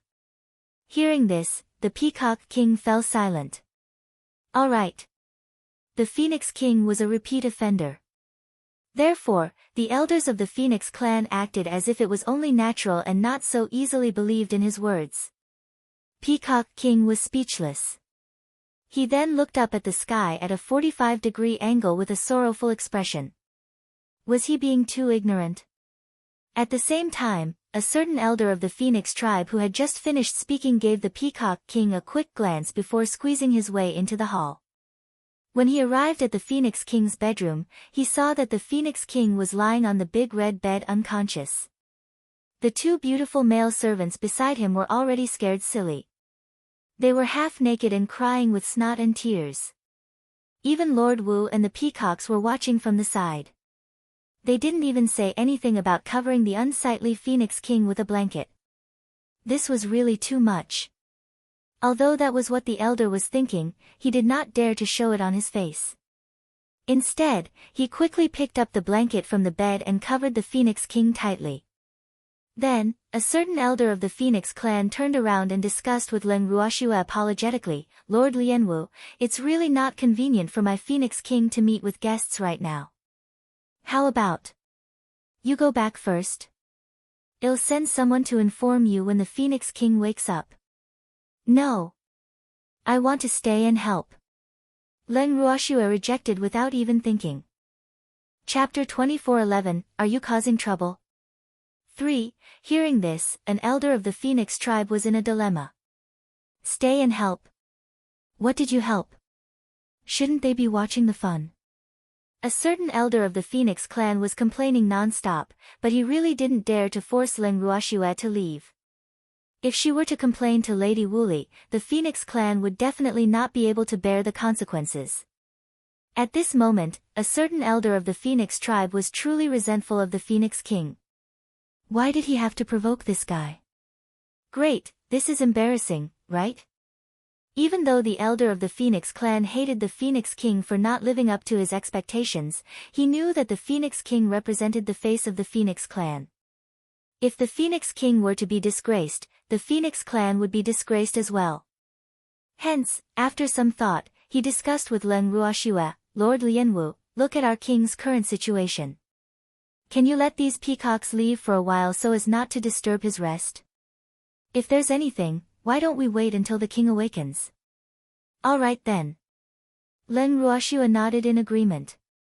Then, she gave the peacocks a look. Those peacocks who had not seen enough of the commotion left the Phoenix King's chamber unwillingly. A certain elder of the Phoenix clan who was in a dilemma felt relieved when he saw that the bedroom of the Phoenix King was finally much quieter. However, when he turned around and saw that Len Ruoxue had no intention of leaving, his heart tightened again. Those peacocks were easy to deal with, but this person was not so easily chased away. What should he do? A certain elder of the Phoenix tribe was at a loss. In the end, he steeled his heart and took the initiative to pull Len Ruoxue's arm affectionately.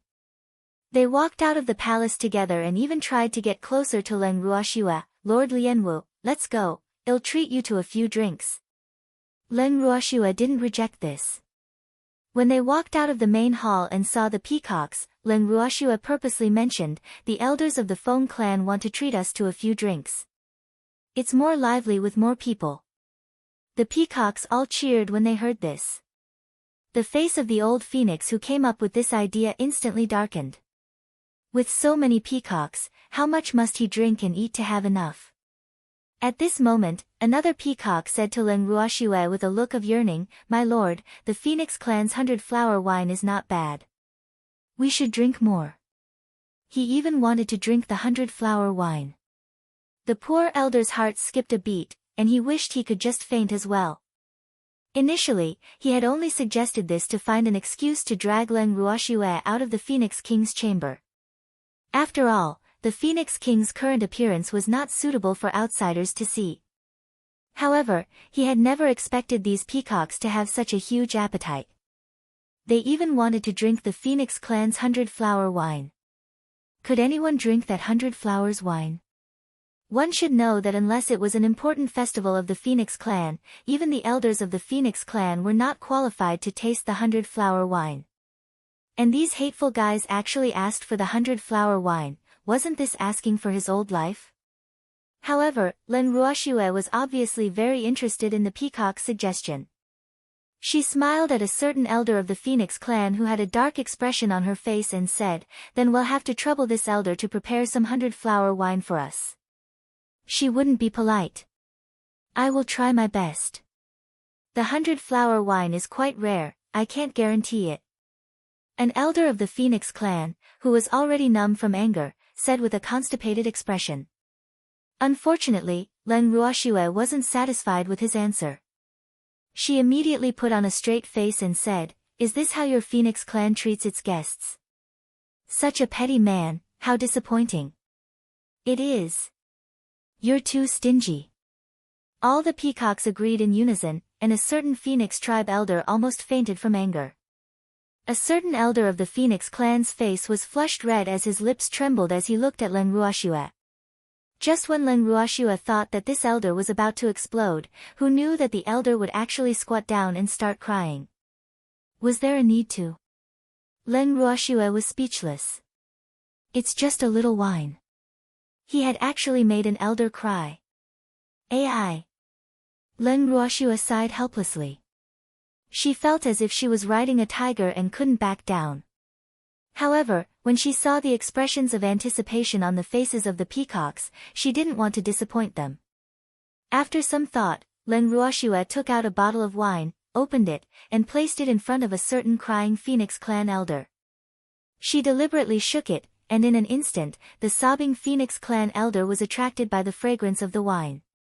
The elder of the Phoenix tribe was not the only one who was attracted by the wine. All the peacocks of the Peacock tribe were craning their necks to look at the wine.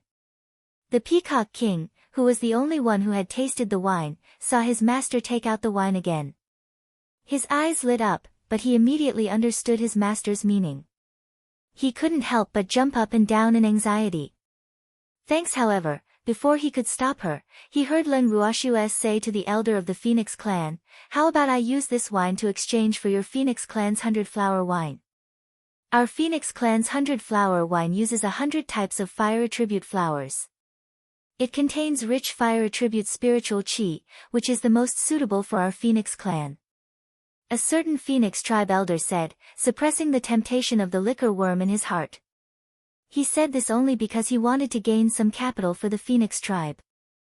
Who would have thought that Len Ruoxue would only smile faintly after hearing his words? "This wine of mine is brewed using over 100 types of heavenly treasures. The spiritual chi contained within it is suitable for humans and beasts of any attribute. Compared to your Phoenix Clan's 100-flower wine, its grade is not just a little bit higher. Of course, if you don't think it's worth it, you don't have to trade with me. My dear, don't exchange with them. We've lost too much. When the Peacock King heard this, he quickly stopped her. When the other peacocks heard that their master's wine was brewed with over 100 heavenly treasures, they were all excited and strongly requested not to exchange the 100-flower wine with the Phoenix Clan. Compared to master's wine, the 100 flowers wine is simply not enough. However, when Len Ruoxue heard the peacock's words, she laughed nonchalantly. Wine is meant to be drunk. Since you've never tasted the Phoenix Clan's 100-flower wine, I'll exchange some for you to try. As for my wine, you can drink as much as you want in the future. You don't have to feel bad about it. Look at how heartwarming Master's words were. In an instant, all the peacocks were moved to tears. Some of the more emotional peacocks even choked on their tears and shouted, "Long live Darren. Darren is really too good." The excitement of the peacocks made a certain elder of the Phoenix tribe feel deeply jealous. All of a sudden, he felt that he was very pitiful. He had been toiling like a horse for the Phoenix Clan, but he didn't even have the chance to taste the 100-flower wine. Len Ruoxue glanced at the depressed elder of the Phoenix Clan and smiled seductively. "I'll have to trouble elder to help me exchange some 100-flower wine for a taste. This bottle of wine will be your reward." With that, Len Ruoxue did not care whether the elder of the Phoenix Clan rejected her or not. She immediately stuffed the bottle of wine she had taken out into the hands of the elder. The elder of the Phoenix Clan put away the wine without a second thought. With a charming smile, she nodded and said, "Lord Lianwu, don't worry. I definitely won't let you down. However, how do you want to exchange this wine?" "I want a 1-to-5 ratio. If the Phoenix Clan can accept it, I'll exchange it for 100 jars. Len Ruoxue said after counting the number of people on her side. Buzz. An elder of the Phoenix tribe drew a sharp intake of breath upon hearing this. 100 pots. As expected, he was a rich man who spent a lot of money. Len Ruoxue had only given him a small bottle, but a jar of wine could hold at least 100 bottles. Hence, 100 jars of wine was definitely not a small amount, and that was the amount offered by the other party. On the other hand, according to the 1-to-5 ratio for the Phoenix Clan, that would be 500 jars. 500 pots. He didn't know if the Phoenix Clan could afford it. At this moment, Len Ruoxue noticed that the elder of the Phoenix Clan seemed to be hesitating and whispered something into his ear. The moment the elder heard this, he immediately perked up as if he had been injected with chicken blood. He promised again and again that he would do his best. Soon after, a certain elder of the Phoenix Clan, who was so excited that he was almost on cloud 9, left the Phoenix King Palace. As for the unlucky Phoenix King who had fainted, he had long forgotten about her. Seeing the abnormal behavior of the Phoenix tribe elder, Peacock King moved closer to Len Ruoxue with a curious expression and asked, "My dear, what did you say to that elder of the Phoenix Clan?" Ignoring the word dear, Len Ruoxue calmly replied, "I only told him that the wine bottle I gave him was a spatial wine bottle, and there was at least half a jar of wine in it. If he couldn't do it, he had to return it to me." Half a jar. The Peacock King's words were instantly attracted by these two words. He didn't hear Len Ruoxue's words clearly as he shouted, "What a waste! What a waste! Woo-woo, look at how stingy you are. If you don't give him something in return, will he do his best to exchange wine for us?" Len Ruoxue glanced at the pained-looking Peacock King and said with a hint of disappointment, "My dear, I think we've suffered a great loss. You still want to exchange for 100 jars. Woo! Let's not exchange, okay? We won't drink the 100-flower wine, okay?" The Peacock King suggested with a bitter face. He really felt that it was not worth it. Not good. It didn't hit. "I also want to try the Phoenix Clan's 100-flower wine." Len Ruoxue smiled evilly. In fact, the reason why she wanted to change so much was because of Feng Zhan's request. The old phoenixes in the bracelet missed the taste of the 100-flower wine very much, and her wine was nothing special to those old phoenixes. Therefore, she didn't feel that it was a big deal. It was a pity that the Peacock King didn't understand the situation. Therefore, he was so remorseful that his intestines turned green. He didn't have a good expression on his face when he heard the peacock's suggestion to drink the 100-flower wine. Instantly, the atmosphere was so tense that the peacocks present didn't even dare to breathe. Not long after, the elder of the Phoenix clan, who was in charge of getting Leng Ruoxue some wine, came running back in a hurry. "Lord Lianwu, it's done. I've brought the 100-flower wine, shall we exchange now?" An elder of the Phoenix tribe said excitedly. This time, he had really gained some face. "Yes." Leng Ruoxue nodded and took out 100 jars of wine. The elders of the Phoenix clan also brought out the wine they had brought with them. After a quick check, both parties were very satisfied. After rejecting the Phoenix clan elder's polite invitation to stay, Leng Ruoxue led the peacocks and Feng Xiu's family out of the Phoenix clan in a grand manner.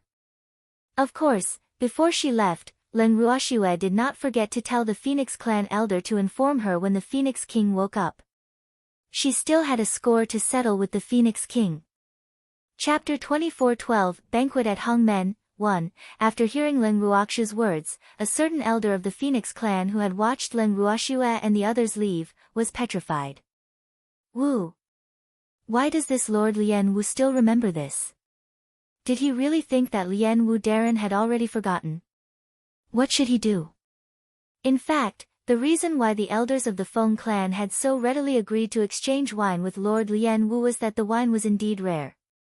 Another reason was that they hoped Lord Lian Wu would forget the grudge between him and the Phoenix King. Otherwise, if he really wanted to find fault with the Phoenix King, it would make them quite conflicted and embarrassed. It wasn't that they couldn't beat Lord Lian Wu, but that her identity was too troublesome. They couldn't fight, but they couldn't. Therefore, after a quick discussion, the elders decided not to provoke that fellow. As for those who had been provoked by the Phoenix King, they would let the Phoenix King find a way to settle them. Most of the elders of the Phoenix clan wanted to keep things at peace, so they naturally didn't want to cause trouble for themselves.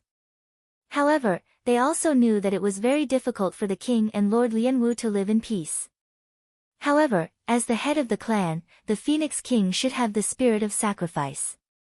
When they thought about it this way, the elders of the Phoenix clan calmed down and naturally believed that the king had to take full responsibility for this matter and shoulder the mission of building a good relationship with Lord Lianwu. Of course, the unconscious Phoenix King was still not clear about the thoughts of the elders. Otherwise, she would have fainted again from anger. When an elder of the Phoenix clan passed on Lord Lianwu's words to the elders of the Phoenix clan, they were even more determined to let the Phoenix King come out and settle this matter. However, the Phoenix King was still in a coma, so this matter could only be temporarily postponed. In order to appease Leng Ruoxue's anger, the elders of the Phoenix clan had already come up with a plan. On the other hand, after Leng Ruoxue left the Phoenix clan's territory with a group of peacocks and Feng Xiu's family, she held a huge banquet. Leng Ruoxue even ordered the Peacock King to invite the magical beasts that she was on good terms with as guests. However, when the Peacock King heard these words, he was in a difficult position. Leng Ruoxue blinked her eyes when she saw the expression on the Peacock King's face. She asked in a speechless manner, "What? Don't tell me you don't have any befriended beasts?" "There's no one," Peacock King said embarrassedly. The competition among the beasts in the Phoenix territory was very fierce. He had always been taken care of by the Phoenix King. Therefore, he had become the target of public criticism. However, God knew that he did not want the Phoenix King to take care of him with ulterior motives, but he did not dare to resist. As time passed, his relationship with the beasts in the Phoenix territory became very delicate. Moreover, due to the coveting of the Phoenix King, he rarely stepped out of the Peacock tribe's territory. Otherwise, just the ambiguous gazes of the Phoenix territory's beasts would be enough to break him down. And he had also become the most otaku beastie in the history of the Phoenix territory. Of course, these were all his sad history. Other than the members of the Peacock clan, he was too embarrassed to share it with others. However, from the Peacock King's ugly expression, it was not hard for Len Ruoxue to guess that he did not have a good relationship with the beasts. After some thought, Len Ruoxue said, "Go and invite them. It's good that they're here, it'll save me a lot of trouble. If they're not, I'll have to trouble myself to make a trip here." Ah! The Peacock King nodded his head in a daze. He could not help but guess in his heart. The master said that he would make a trip personally. Could it be what he was thinking? Thanks. Following that, the dumbfounded Peacock King saw his master hand him a list of names. On it were the names of a few beasts. These beasts were the ones that Len Ruoxue was planning to recruit. According to Len Ruoxue's thoughts, they might as well have a feast at Hongmen. This saved her the trouble of making another trip. She felt that she should be waiting for the Phoenix King to wake up at the Peacock tribe and give her all to make things difficult for the Phoenix King. Therefore, she naturally did not have any extra time to communicate with those beasts. The best way was to gather all the beasts that she wanted to recruit together. It was best for those beasts to be tactful. If they dared to disobey, then don't blame her for using violence. The more Len Ruoxue thought about it, the more she felt that her idea was good. However, when she saw the evil smile on Len Ruoxue's ugly face, Peacock King could not help but break out in cold sweat. He seemed to have already foreseen the fate of the beasts who came. However, now that Len Ruoxue was his master, he naturally could not help an outsider. Hence, he handed the task to his most capable subordinate without any shame. After that, he arranged for the other clansmen to make all the preparations. Of course, the most important thing was that the defense work had to be done well to prevent those beasts from escaping. The Peacock clan was busy preparing for the upcoming banquet, but the beasts who had received the Peacock King's invitation were confused. Although they lived in the Phoenix territory and were all subsidiary races of the Phoenix tribe, they did not have much interaction with each other. Therefore, the beasts who received the invitation could not understand what was wrong with the Peacock King to actually invite them to the banquet. However, the Peacock tribesman in charge of the invitation had made it clear that he was inviting them to drink the 100-flower wine. Upon hearing this, although the beast clans were puzzled, they still couldn't resist the temptation of the 100-flower wine and agreed to the appointment. When the Peacock King heard the replies of these clans, he felt rather complicated deep down in his heart. This was because he deeply felt that these beastie beasts would not be able to return. With master's means, how could he let these beasts who came to his door go? Although he was the one who invited these beasts, it wasn't up to him to decide if they would come or not. And from the moment these beasties decided to come, their fate had already been decided. Out of sympathy, the Peacock King was generous when he learned that the invited families would come. He ordered his people to bring out the best collection of the Peacock tribe. They would leave the Phoenix territory soon anyway, so this meal was equivalent to a farewell meal. The Beast Clan leaders who had been invited were all secretly shocked when they saw the generous hospitality of the Peacock clan. A few of them could not help but wonder if the Peacock King had already become a member of the Phoenix King's harem. Otherwise, why would he be willing to take out so many good things to entertain them? Especially when they saw the pots of 100-flower wine on the table, the Beast Clan leaders couldn't help but widen their eyes. It really was the Phoenix Clan's 100-flower wine. And so many jars. Oh my God! What was going on? The Phoenix Clan's 100-flower wine was stored in a jar unique to the Phoenix Clan. They had all been lucky enough to see it before, so they naturally recognized it. When they had been invited, they had heard from the Peacock King's messenger that he would treat them to the 100 flowers wine. In fact, the leaders of the Beast Clans had been skeptical, but the 100 flowers wine's temptation was simply too great. Even if they didn't completely believe that the Peacock Clan would be willing to bring out the 100 flowers wine to treat their guests, they still came with the purpose of finding out what was happening.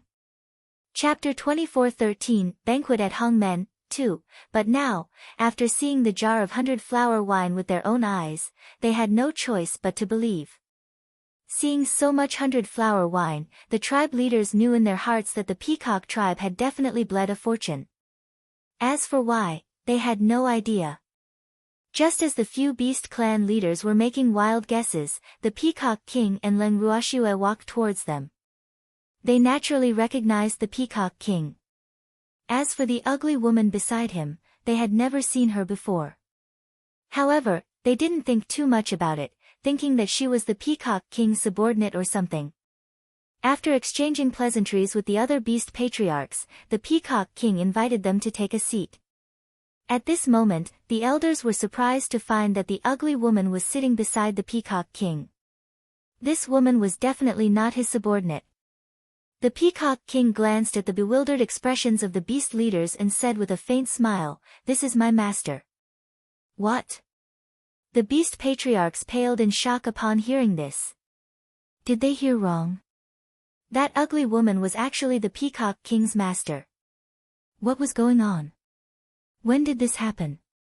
Why didn't they receive any news? I will be your master in the future. At this moment, Len Ruoxue spoke again.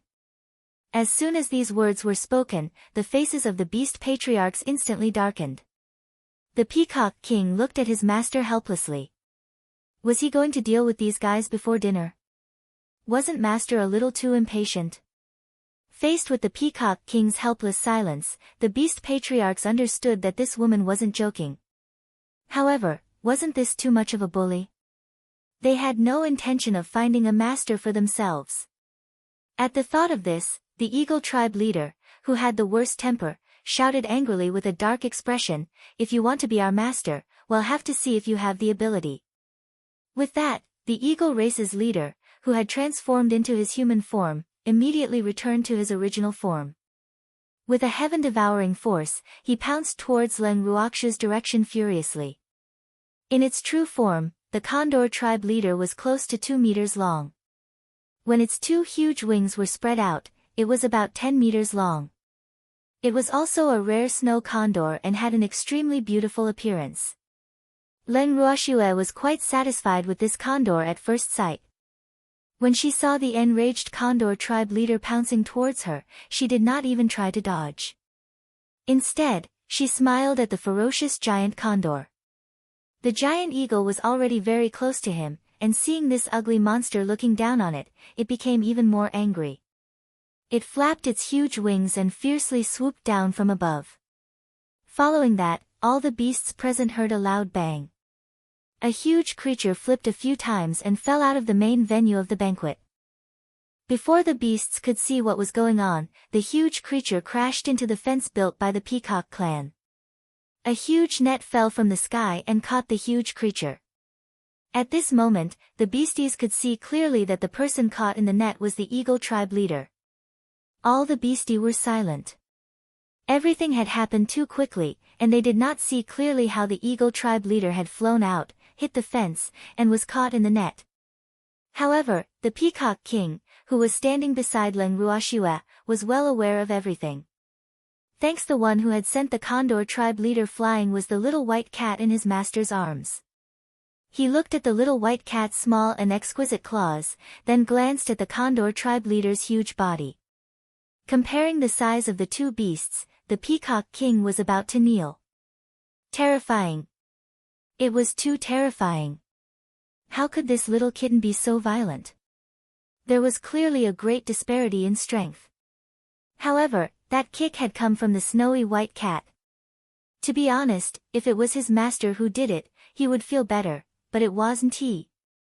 How could the pet cat that only knew how to let its owner hug it all day?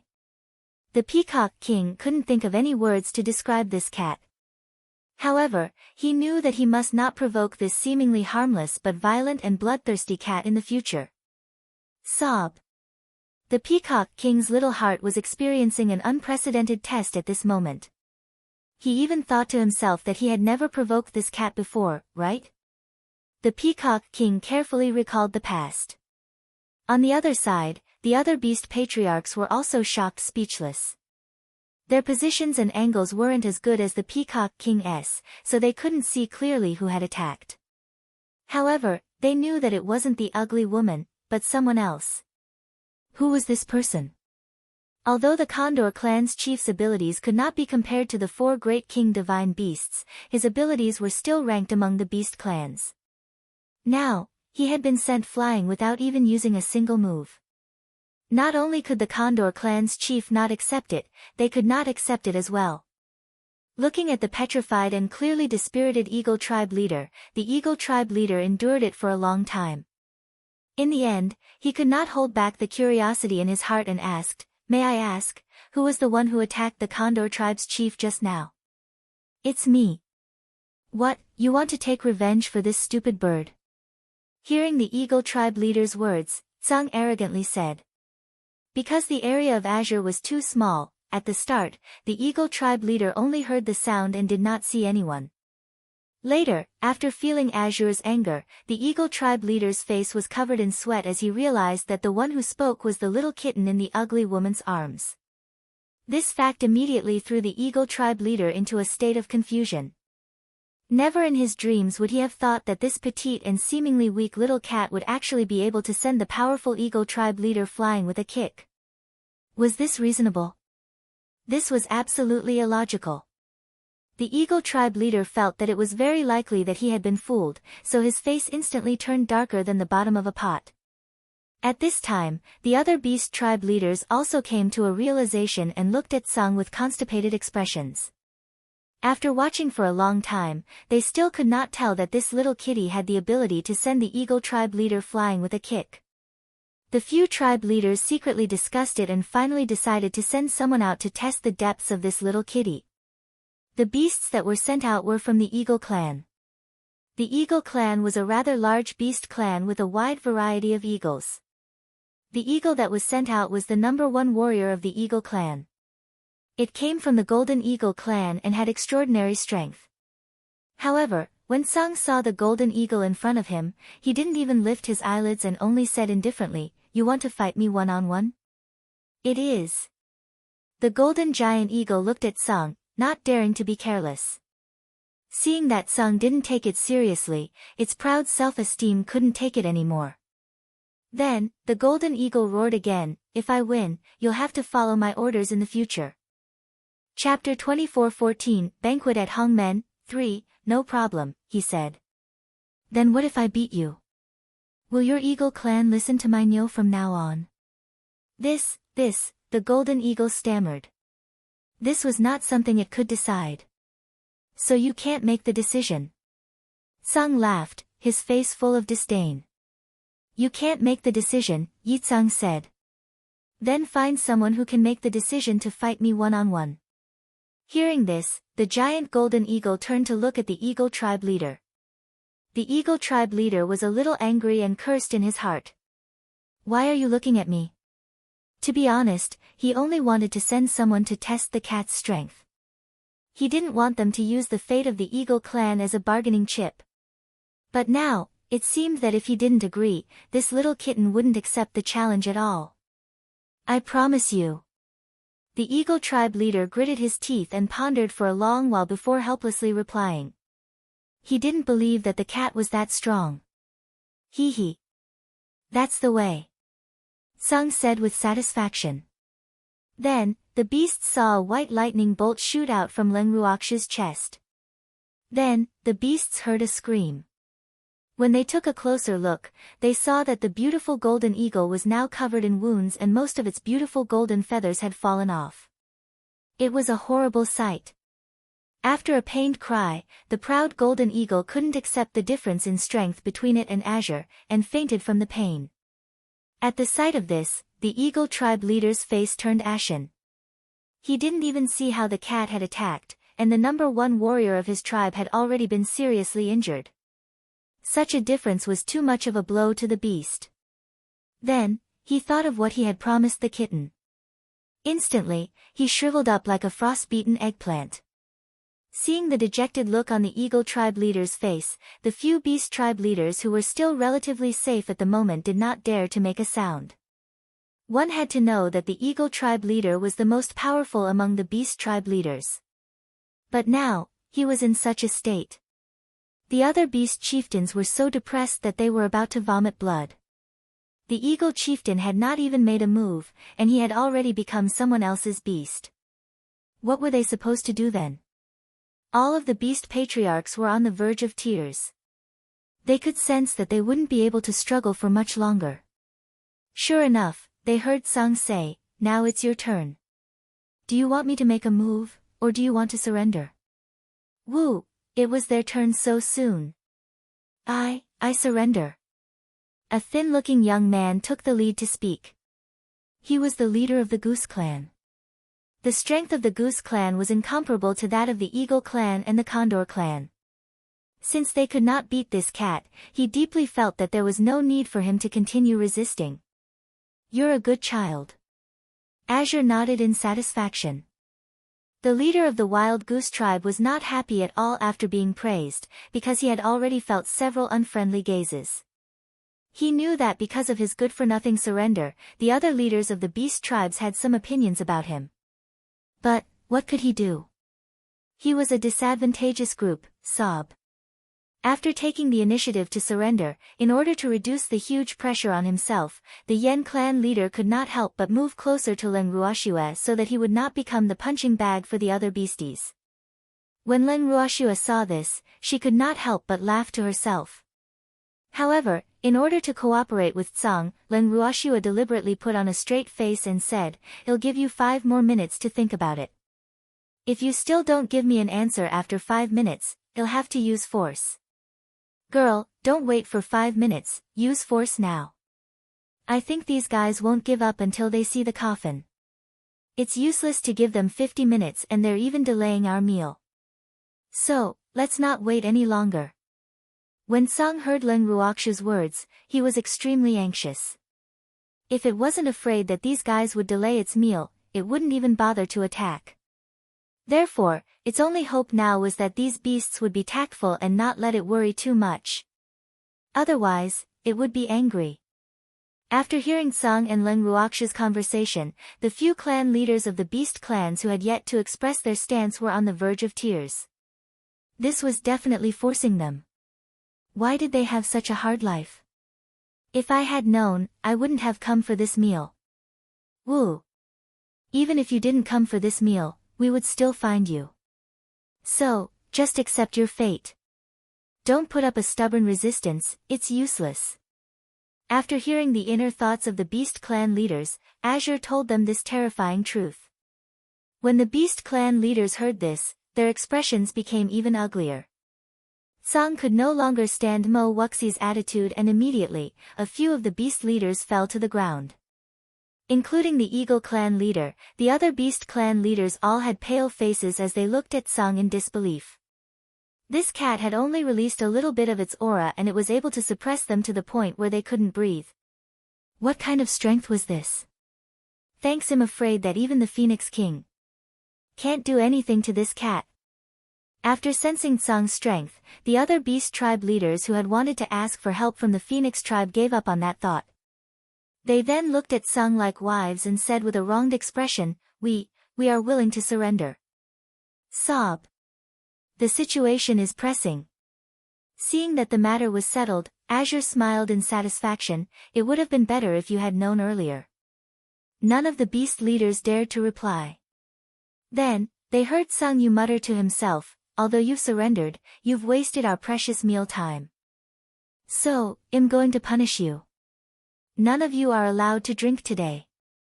Hearing this, the leaders of the beast clans became even sadder. Is there any justice in this world? It was already frustrating enough to be forced to surrender. Now, even the right to drink was taken away. It was too cruel. Oh heavens! The earth! This was too beastly. The dejection in the hearts of the beast tribe leaders could not be described with words, and Azure was completely uninterested in what they were thinking. He ordered the peacocks in charge of serving the beast tribe leaders to bring the wine in front of him, and Azure immediately began eating. Following that, Len Ruoxue also started eating with a smile on her face. When the peacocks saw this, they cheered in unison and started eating without holding back. Seeing the snowy white kitten not far away, holding a bone that was at least twice its size and gnawing on it, the other chiefs of the beast clans who were also gnawing on the bone but didn't know what they were feeling. In short, they were very complicated. Especially when they saw the meat of others accompanied by wine, they were even more depressed. Why was he so aggrieved at this banquet of hungmen? Before the banquet started, there was an additional host, and he didn't even have the right to drink.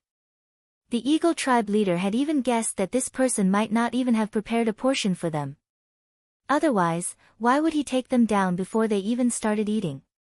Normally, shouldn't he only attack when they were full and dazed? It had to be said that the Eagle tribe leader was right. Len Ruoxue really thought that way. Even though it was a treacherous plot, Len Ruoxue had no intention of treating them to a meal before she settled them, so as not to waste her own food. After all, being thrifty was a virtue. She felt that the number of beasts she had to raise was increasing, so she naturally had to be more careful with her calculations. As for not giving them wine to drink, it had nothing to do with Len Ruoxue. To put it bluntly, that was entirely Tsang's own decision.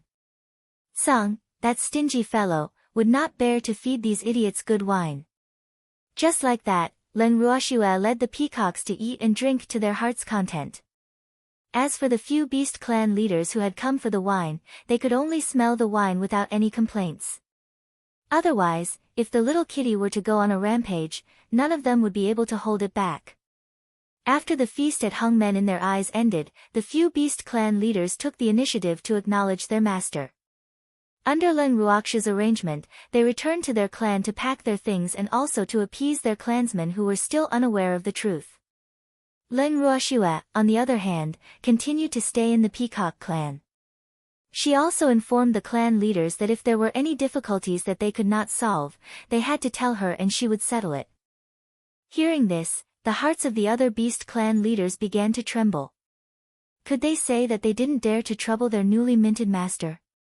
Now that they knew Len Ruoxue's identity, it wasn't hard to imagine how violent and bloodthirsty their master would be when he said he would settle her. With a heart full of fear and anxiety, the leaders of the magical beasts fled from the territory of the Peacock clan. They made up their minds that if any of their clansmen dared to oppose the Peacock clan, they would be the ones to suppress them. As he watched the backs of the beast patriarchs leave, the Peacock king couldn't help but tease, "Master is still the best. Look at how they all ran away when they heard that Master was going to make a move. Yes, so be good and don't make me do it." Hearing this, Len Ruoxue's beautiful eyes narrowed as she smiled faintly. "Ah. I've always been a good girl." Hearing this, the Peacock king broke out in a cold sweat. He looked at Len Ruoxue with a fawning expression. On his beautiful little face, it was written, "Master, please praise me." Len Ruoxue was speechless when she saw the expression on the Peacock King's face. Sang Zi glared at the Peacock King fiercely, causing him to shiver in fear. Woo! He had actually forgotten about this violent person. This little cat was definitely 10 times scarier than its owner. The Peacock King was extremely conflicted. Just as he was thinking about how to please this little kitten, he suddenly heard the guard's voice, "Master, King. The Phoenix King is awake." Upon hearing this news, Peacock King was excited. He quickly told Len Ruoxue, "Master, let's go see the Phoenix King." Chapter 24:15 Feng Xiao's Biased Side 1. Seeing how anxious the Peacock King was, Len Ruoxue let out a faint smile. She then sized him up and only let him go when she was about to make the Peacock King's hair stand on end. She then said with a look of understanding, "I didn't expect you to care so much about the Phoenix King. It seems that you really can't forget your old feelings for her. Why don't I grant you your wish?" Upon hearing this, the Peacock King almost knelt down. With a long face, he looked at Len Ruoxue with an aggrieved expression and said pitifully, "Master, you can't wrong me like this." "Oh. How did I wrong you, this person? Weren't you the one who wanted to see the Phoenix King the moment you heard that she had woken up?" Len Ruoxue pointed out this fact with a calm expression. When the Peacock King heard this, he even wanted to strangle himself. He couldn't help but cry out in his heart that he was wronged. He really didn't rush to see the Phoenix King because he was concerned about her. He mainly wanted to see how his master would bully the Phoenix King. He felt that such a scene was quite lovely. After some thought, the Peacock King spoke with a serious expression, "Master, I have no old feelings for the Phoenix King, you know that. I just wanted to see the Phoenix King make a fool of himself." "It's definitely not what you think." The Peacock King felt even more aggrieved as he spoke. In fact, he knew very well that his master was just playing with him. However, he really did not want to be involved with the Phoenix King. Therefore, he must do his best to defend his reputation. He must not be sullied by that female pervert, the Phoenix King. With this thought in mind, the expression on the Peacock King's face became more and more serious. It was as if he would die if Len Ruoxue accused him wrongly. Seeing him like this, Len Ruoxue naturally knew that it was time to stop joking. She stopped teasing him and said, "It's only a matter of time before I go to see the Phoenix King. However, the Phoenix clan hasn't sent anyone to inform us that the Phoenix King has woken up. This is enough to show that the Phoenix King can't see anyone now. So, we'd better wait. After all, we have to give the Phoenix clan some face, right?" The Peacock King nodded, but he didn't think so. He didn't believe that his master would give the Phoenix tribe so much face. He probably had other tricks up his sleeve. Thinking of this, he was instantly excited. As the saying goes, a good meal is not afraid of being late. It's fine to find trouble with the Phoenix King a few days later. After the Peacock King had thought it through, he looked at his master with a coquettish expression. However, Len Ruoxue only said to him, "I'm going to rest." After she finished speaking, she patted her butt and left. Only the dumbfounded Peacock King was left standing there.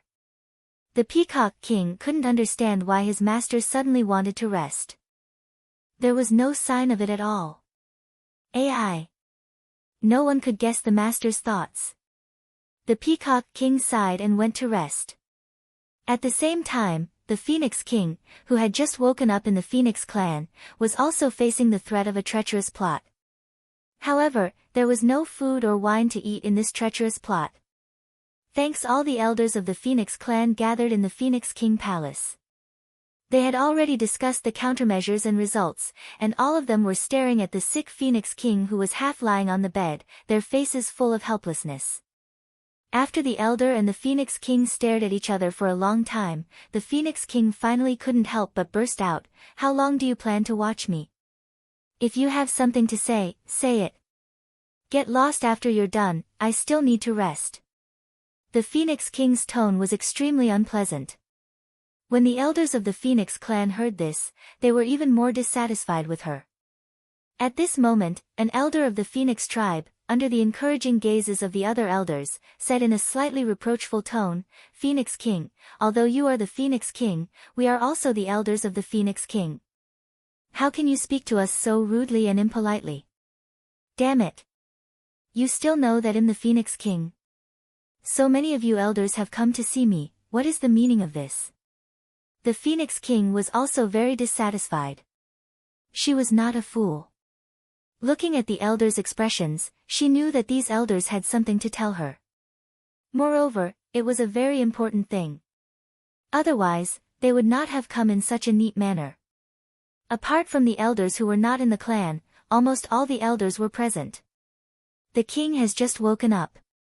As a member of the Phoenix clan, isn't it only right for us to come and see the king on behalf of our clansmen? Or is it that the king hopes that we won't come to see you? To tell the truth, there were still many clansmen who wanted to express their concern for the king. However, we were afraid that too many of our clansmen would come and disturb the king's rest, so we stopped them. The elder of the Phoenix clan who had spoken earlier on was not blushing at all. His heart was not beating fast as he explained his reasoning. Furthermore, at first glance, it sounded so reasonable. From this, it could be seen that the elders of the Phoenix clan had their reasons for letting him be the representative. After all, his eloquence was one of the best in the Phoenix clan. Even if he couldn't bring the dead back to life, he wasn't far from it. Sure enough, after hearing this, the Phoenix King was silent for a while. She couldn't refute these words at all. She couldn't be angry just because he was concerned about her. If she offended all the elders, how could she, the Phoenix King, manage the Phoenix clan well in the future? Thinking of this, the expression on the Phoenix King's face immediately eased, and his tone became much more amiable. "Thank you for your concern, elders," the Phoenix King said. After she finished speaking, she suddenly thought of a certain person that she hated so much that she gritted her teeth and asked, "Did that Lian Wu get lost?" "Your Majesty, Lord Lian Wu is the Divine Lord's man. As the saying goes, even if you don't give face to the monk, you should give face to the Buddha. Even if you're talking to God Lord Fog Ripple, you can't speak to him like this. It's a good thing Lord Lian Wu isn't here right now, or else I'm afraid he'll laugh at our Feng clan for being impolite," the eloquent elder of the Phoenix clan advised. When the Phoenix King heard this, he was so angry that he almost spat out a mouthful of blood. When did that damned Lian Wu manage to bribe the elders of her Phoenix clan? However, without giving the Phoenix King a chance to get angry, the elder continued to speak eloquently. "King, since you've mentioned Lord Lian Wu, then I'll represent the Elder Council and have a good talk with you. We know that King and Lord Lian Wu have some misunderstandings, but it's not easy to make enemies. The other party is also a trusted aide of God Lord Lian Wu. Thus, after some discussion, our Elder Council has decided to be on good terms with Lord Lian Wu. As for the matter of roping in Lord Lian Wu, King will have to personally appear. I hope that your Majesty can put aside your grudges and live in harmony with Lord Lian Wu and the Divine Master's estate for the future of our Phoenix clan. After all, the current Phoenix clan is different from the past, and we can't put on the airs of the past. I hope that your Majesty can understand the elders' efforts and help us rebuild the glory of the Phoenix clan." The more the elder spoke, the more agitated he became. Very quickly, he had infected the emotions of all the elders present. However, the Phoenix King's beautiful face turned darker and darker after hearing what he said. Damn it! What was going on? Why did she not recognize these elders of the Phoenix clan after she had been unconscious for such a short while? Chapter 24:16 Feng Xiao's biased side. 2. The Phoenix King was furious. He looked at the elders with his fiery red eyes, which shot out 2 clusters of raging flames. The flames of anger seemed to want to burn all the elders present into ashes. The elders had already expected the Phoenix King's reaction. Therefore, they were not surprised at all. Instead, they calmly looked at the Phoenix King's beautiful eyes that were spewing fire. There were even elders who couldn't help but think in their hearts, their king. Other than being lecherous, the Phoenix tribe's biggest flaw was their stubbornness. They could tolerate their lecherous nature, but they could not tolerate their stubbornness. Otherwise, the Phoenix tribe would become a second-rate beast tribe sooner or later. That was something they did not want to see. Otherwise, they wouldn't have taken this opportunity to try and correct some of the Phoenix King's bad habits. Perhaps they would have to pay a huge price for this, but they could not allow their king to continue like this. After all, the Phoenix clan now was no longer the powerful Phoenix clan that was filled with talents tens of thousands of years ago. It was imperative for the Phoenix clan to reform. It was with this goal and thought that the elders had already decided that they would not compromise this time. They had to change some of the king's bad habits. After the Phoenix King and the other elders stared at each other for a long time, seeing that these elders had no intention of retreating at all, he began to think in his heart. Something must have happened that she didn't know about. Otherwise, these elders who had always listened to her would never dare to go against her like this. One had to know that there were many of his trusted elders here. Now, they were all going against him. Didn't this mean that things were getting serious? After thinking for a while, the Phoenix King put on an aggrieved expression and said, "I can understand that you want to be on good terms with Lianwu, but do you know how I was injured?" Hearing this, the elders of the Feng clan looked at each other. Did this mean that Lord Lianwu had something to do with King's injury? However, they were also present at the time. Although they were outside the house, they were very sure that they didn't hear the sound of Lord Lianwu's attack. However, presumably, the king wouldn't lie to them because of such a matter, so they still had this bit of confidence. Seeing the confusion on the elders' faces, and some of them even put on a humble look to ask for advice, the Phoenix King could not help but smile proudly in her heart. Damn Lien Wu, you want to fight with her? No way. Then, the Phoenix King continued, it's all because of Lord Lien Wu that I was heavily injured. When the Phoenix King said this, she deliberately pretended to be pitiful. As soon as she finished speaking, her confidants and elders immediately showed sympathy. However, those elders did not say anything. Instead, the elder with the excellent eloquence spoke on her behalf. King means that your injury is related to Lord Lien Wu? He needed to make sure. Didn't I already tell you? The Phoenix King was a little angry from embarrassment. Was this guy deaf? But we are sure that Lord Lien Wu didn't make a move. The elder replied honestly. As soon as he finished speaking, the other elders of the Phoenix clan nodded in agreement. The Phoenix King's face darkened even more. Fuck. Were these guys really the elders of the Phoenix clan? Aren't they the subordinates of that damned Lien Wu? The Phoenix King had lived for so long and had seen many ungrateful people, but she had never seen an elder who would side with outsiders like this. She felt that she was really going to die of anger. Especially when she saw that many elders agreed with her, the anger in her heart could not help but rise to the top of her head. She didn't do anything, but she disturbed this prince's mood. At that time, this prince was at a critical moment and was frightened by her. Naturally, this prince was injured. Do you think this prince's injury has nothing to do with her? After taking a few deep breaths, the Phoenix King spoke without shame. Thanks actually, the Phoenix King's words were definitely a little exaggerated. When she heard the Peacock King complain to Leng Ruoxue, she had already held her breath. However, she was in high spirits at the time and could not refute it. Following that, she heard Leng Ruoxue's curses and saw Leng Ruoxue leading a group of people into her palace hall. In that instant, she was so angry that she could not catch her breath and fainted.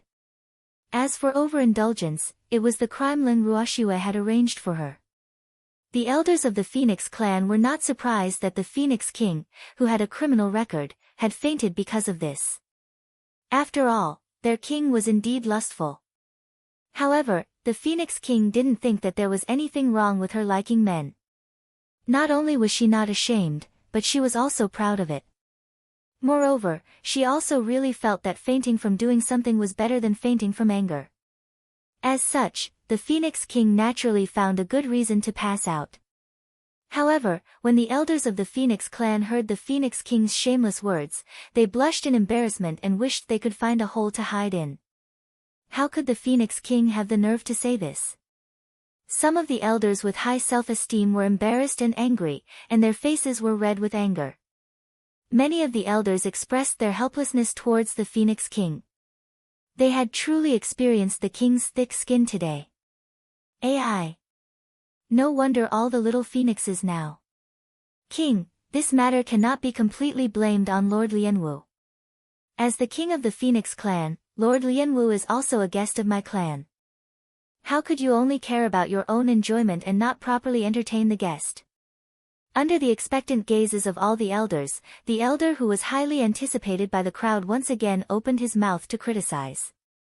His words naturally resonated with most of the elders. They looked at the Phoenix King with more and more disapproval.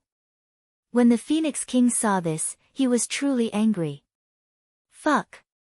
This damn guy, is he bent on going against me? He clearly knew that he hated Lien Wu, yet he still dared to accuse him of not treating his guests well. Why did she have to treat that guy well? She really wanted Lien Wu to get lost as soon as possible. Wait a minute. The Phoenix King suddenly had a flash of inspiration and remembered something. Didn't Lien Wu go to find the parasol tree? Why did he come back so quickly? Could it be that no sycamore tree was willing to leave with her, so she came back early? Thinking of this possibility, the Phoenix King burst out laughing. Seeing the Phoenix King's anger and laughter, the elders were all speechless. What had triggered the king? Could it be that he was really angered by them? At that moment, the elders of the Phoenix clan heard the Phoenix King ask, "Where's Feng Yun? Get Feng Yun to come see me." Feng Yun was the clansman of the Phoenix clan who had accompanied Lin Ruoxue to look for the parasol tree. He was also one of the trusted aides of the Phoenix clan and was extremely favored and trusted by the Phoenix King. Upon hearing the order from the Phoenix King, the elders looked at each other again. The king was really abnormal. They were talking about Lord Lian Wu. Why did they look for Feng Yun? Chapter 24:17 Feng Xiao's Biased Side 3. The elders, who didn't know what was going on, gave their representatives a look, and the eloquent elder of the Phoenix clan quickly reminded, King, Feng Yun isn't here, so let's first discuss the matter between you and Lord Lian Wu. You can summon Feng Yun later. No. I want to see Feng Yun now. I don't have anything to discuss with that Lian Wu. The Phoenix King said willfully. My king, a certain elder looked at the Phoenix King with a slight headache. At this moment, Feng Yun, who the Phoenix King wanted to see, was brought over by the guards. The moment Feng Yun saw the Phoenix King, she immediately wailed and cried, My king! The Wudong tree was taken away by Lord Lian Wu. What did you just say? Hearing this, the Phoenix King stood up immediately. The expressions of all the elders of the Phoenix clan changed drastically as they looked at Feng Yun nervously. In fact, Feng Yun had just woken up from his coma.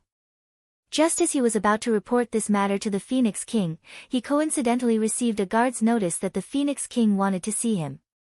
The moment he heard it, he couldn't wait any longer and came to the Phoenix King palace. The sycamore tree is gone. Feng Yun repeated when he saw the shock and disbelief on the faces of the Phoenix King and the elders. Following that, Feng Yun explained everything that happened in the parasol tree forest to the Phoenix King and the elders. After the Phoenix King and the elders heard it, they were all as anxious as ants on a hot pan. The furious Phoenix King could not help but vent all her anger on the elder who had been speaking up for Lian Wu. She said fiercely, What else do you have to say now? Do you still want our Phoenix clan to be on good terms with that damned Lian Wu? The Phoenix King was furious, and the consequences would be severe. Originally, she just wanted to ask Feng Yun and Lian Wu about the situation in the parasol tree forest. She didn't expect to hear that all her parasol trees had disappeared. This time, the hatred in her heart for Lian Wu rose a few steps. However, after the elder of the Phoenix tribe who had been scolded heard that the parasol tree had disappeared, he calmed down. He glanced at the Phoenix King and asked, according to what this subordinate knows, it was King who personally agreed for Lord Lian Wu to go to the parasol tree forest. King even swore that if Lord Lian Wu could move the entire parasol tree forest away, King would not have any objections. Now that Lord Lian Wu really did that, why is King regretting it? If you want this subordinate to say a few words of justice, Lord Lian Wu is not in the wrong. After all, Wang Yuyan was the one who started it. After listening to the elder's words, the Phoenix King was so angry that her whole body trembled. She pointed her white jade-like finger at the elder, unable to say a complete sentence. This time, she was really angry. This damn guy, he clearly wants to go against me. To side with an outsider like this, could it be that he had already been bribed by that hateful Lian Wu? As soon as the seed of doubt was planted in the Phoenix King's heart, she instantly lost her good face towards this elder who only knew how to go against her. She also felt that this elder was extremely unpleasant to the eye. Moreover, the more she looked at this elder, the more suspicious she became. In the end, she was even certain that this guy had definitely been bribed by Lian Wu. However, before the Phoenix King could voice out her thoughts, an elder agreed and said, Elder Xiao's words are very reasonable. This matter was indeed started by Wang Yuyan. It was the king who was too careless. Upon hearing this, the Phoenix King felt a mouthful of blood surging up her throat. Her mouth was instantly filled with the taste of blood. She suppressed her anger and swallowed the mouthful of blood. Her already unhealthy face turned white and black, black and white. However, at this moment, no elder cared about the king's expression. Instead, he suggested in all seriousness, if even Lady Wu really took away our parasol trees, we have to be on good terms with her. You must know that not everyone can take away those parasol trees, unless they are willing. Yup, I didn't expect Lord Lianwu to have such ability to make those parasol trees listen to her. If we get along well with her, Lord Lianwu will be happy and might even return those parasol trees to us. After all, she's not from the Phoenix clan. Those parasol trees are useless to her, aren't they? The more the elder spoke, the more excited he became. The anxiety, shock, and disbelief on his face had all turned into joy. When he said this, many elders also deeply agreed, feeling that it was exactly that logic. Hearing the discussions of the elders, Feng Yun, who originally came to complain, was instantly dumbfounded. How did this happen? This shouldn't be the case. After knowing that the Wutong tree had been stolen, shouldn't these elders be so angry that they would gather their clansmen to snatch the Wutong tree back? Then, what was the situation now? Thanks, Feng Yun was at a loss. The Phoenix King was so angry that he was speechless. At this moment, the eloquent elder Xiao smiled and said, "All the elders have a point. To us, befriending Lord Lianwu is absolutely of utmost importance. However, the king doesn't seem to agree with this." As he spoke, Elder Xiao changed the topic to the furious Phoenix King. "Your Majesty, don't be angry anymore. It was indeed your fault for not being careful with your words, which caused our Phoenix tribe to lose our parasol tree. Therefore, you must make up for your mistake. Otherwise, you will be a sinner of our Phoenix tribe." As soon as Elder Xiao's words fell, there were immediately elders who criticized the Phoenix King with righteous words. Naturally, these words were highly praised by the other elders. The Phoenix King's brain was buzzing from all the noise. Although she endured it, in the end, she couldn't take it anymore and shouted angrily, "All of you shut up. I know what to do, I don't need you to teach me." The Phoenix King's anger could not be described with words. Especially when she saw Elder Xiao looking at her with a smile and anticipation, the anger in her heart deepened. Now, even if she insisted that Feng Xiao had been bribed by Lian Wu, the elders would not believe her. It was really too detestable. Knowing the anger and dissatisfaction of the Phoenix King, Feng Xiao said without fear of death, "Then when will the Phoenix King meet Lord Lian Wu? This matter should not be delayed. Otherwise, if Lord Lianwu leaves, I'm afraid that your highness can only go to the imperial city to find her, and you may not be able to find her at that time." "Why can't I find her?" Hearing the last few words, the Phoenix King suppressed his anger and asked. "Wang, have you forgotten? That Lord Lianwu is the advisor of God Lord Fog Ripple, and one of the more secretive ones at that. We rarely hear of her name, so it can be seen just how well God Lord Fog Ripple has hidden her. Did the king think that he would be able to find out anything about an advisor who usually did not see the light of day? Or are you planning to personally ask God Lord Fog Ripple? I don't believe that God Lord Fog Ripple would be happy to tell you." Feng Xiao's words were sincere and earnest as he explained patiently. When the Phoenix King heard this, it seemed to make sense. However, she did not know why, but she was extremely unhappy. At this moment, she glanced at Feng Yun, who had a deathly pale expression, and asked with uncertainty, "Have all the parasol trees in our parasol tree forest really disappeared?" "Ah." This subordinate only heard many sycamore trees say that they would leave with Lord Lianwu. Then, this subordinate fainted. This subordinate does not know what happened after that. By the time this subordinate woke up, he was already back at his own residence. Feng Yun didn't dare to hide anything and spoke the truth. "So you didn't see the parasol trees leave with Lord Lianwu?" After hearing this, Feng Xiao quickly asked. "No, I fainted," Feng Yun said with some embarrassment. At this moment, he felt a few dissatisfied gazes and immediately felt guilty. "Your Majesty, since Feng Yun is unable to confirm this matter, why don't you send someone you trust to the parasol tree forest to confirm it?" Feng Xiao suggested. "Well, Feng Yuan, take some people with you to take a look." The Phoenix King nodded and then instructed an elder present. After receiving the order, the elder immediately led the guards to the parasol tree forest. Not long after, they returned and reported truthfully, "Your Majesty, those parasol trees are still here." "Still here?" "Feng Yun, what do you say?" The Phoenix King narrowed his eyes. He was obviously a little unhappy. Your Majesty, it must be because Lord Lianwu couldn't take away so many parasol trees at once, so he left them behind. I think she will definitely come back to take them away. I think we should think of a countermeasure as soon as possible. We can't let Lord Lianwu take away all the parasol trees.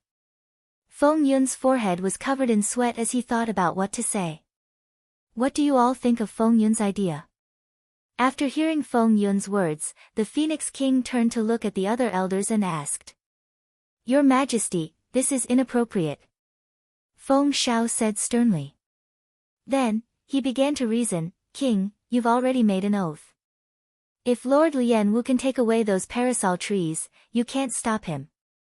Otherwise, the laws of the world will definitely punish you.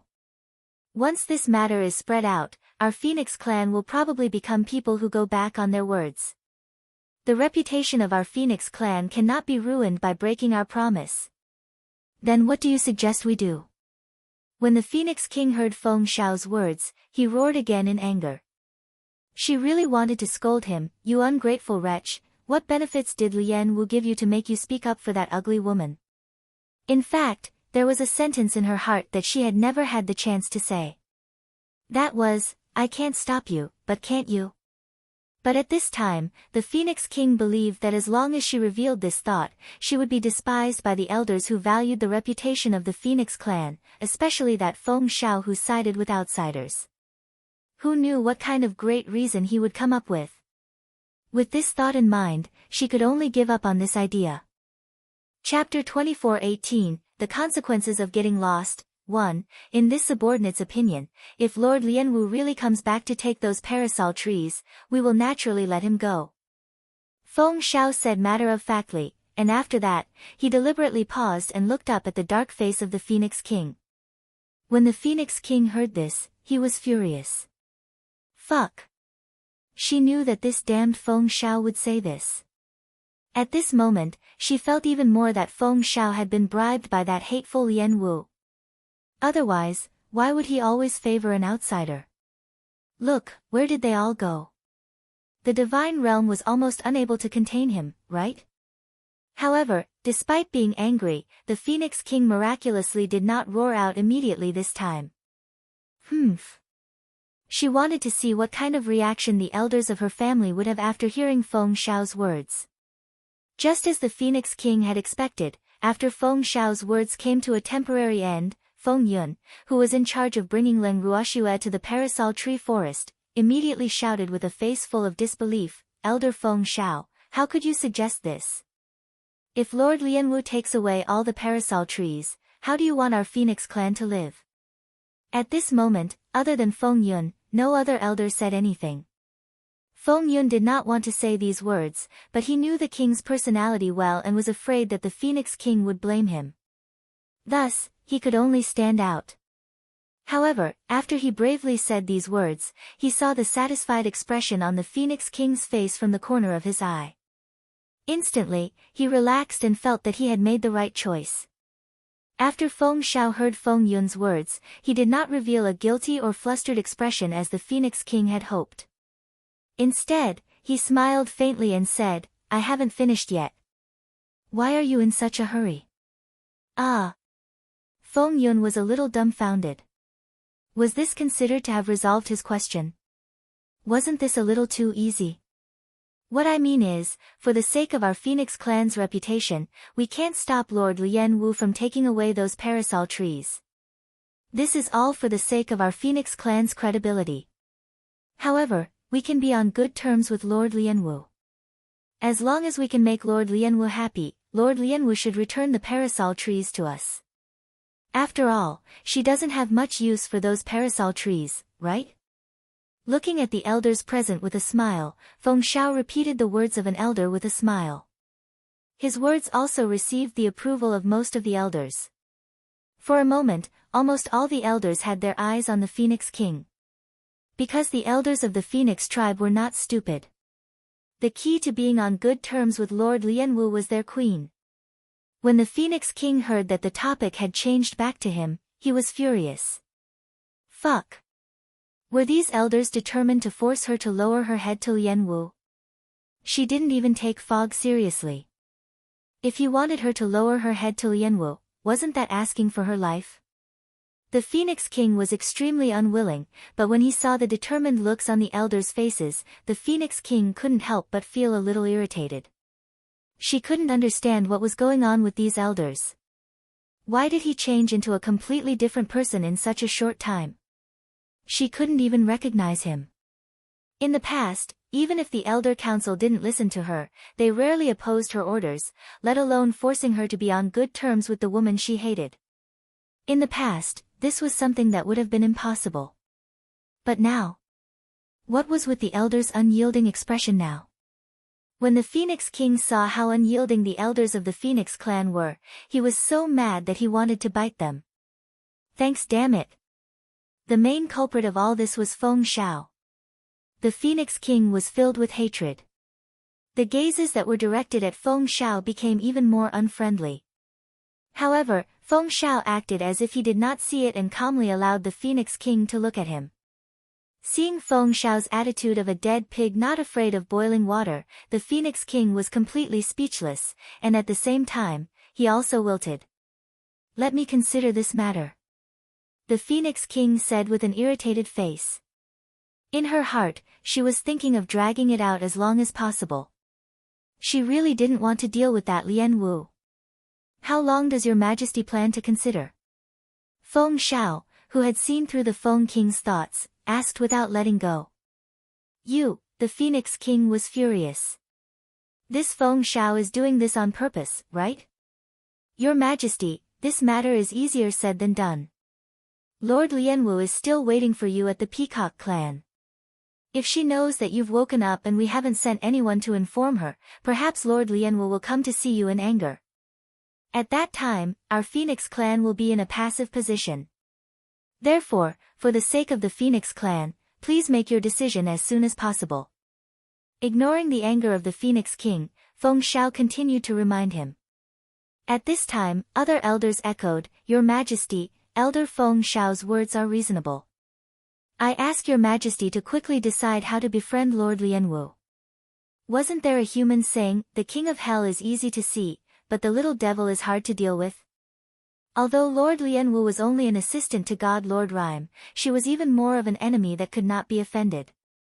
Otherwise, as long as she gave us some face in front of God Lord Rhyme, and made things difficult for us, our Phoenix clan would suffer. I hope that Your Majesty can put aside your personal grudges for the sake of the Feng clan, and the entire Feng clan will be grateful to you. These words were once again approved by many of the elders. The Phoenix King's face was also so angry that it was impossible to tell what color it was. You guys have to give me a few days to think about it. The Phoenix King roared in anger as he listened to the long speech. All right then. However, we can only give you 3 days to consider. I hope you can give us a satisfactory answer after 3 days. Feng Xiao knew very well that he could not force the king too much. After a little thought, he represented that the elders had agreed to the conditions of the Feng King. Seeing that the matter had been settled for the time being, the Phoenix King looked at the elder in front of her and was extremely displeased. She waved her hand and said as if she was shooing away a fly, Get lost. All of you, get out. I don't want to see you right now. Your Majesty, we are the elders of the Phoenix clan. Please respect us. You can ask us to leave, but you can't use the word, get lost, on us. This is a form of disrespect to us. As soon as the Phoenix King's words fell, Feng Xiao began to criticize him with a righteous look on his face.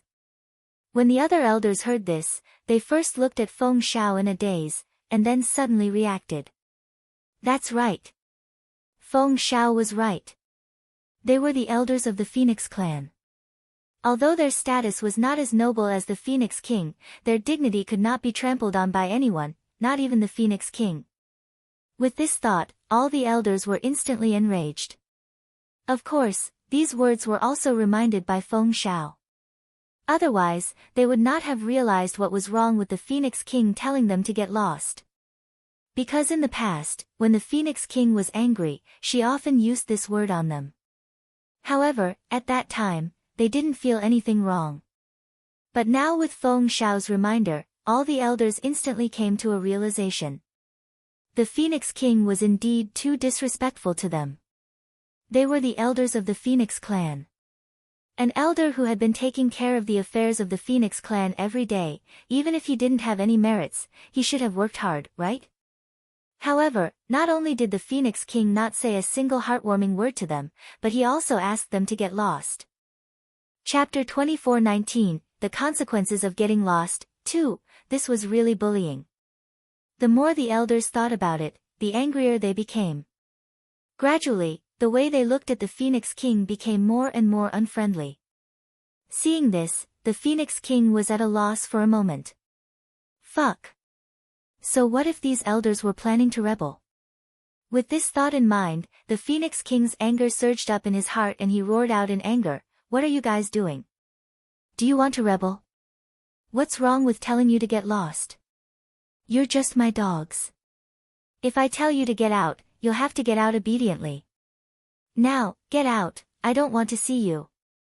As soon as these words came out, the Phoenix King still didn't realize how serious his words were, but all the elders were dumbfounded and petrified. Was this the king's true thoughts? They were just the king's dogs, so whatever the king asked them to do, they had to do it without any resistance, right? The elders were furious.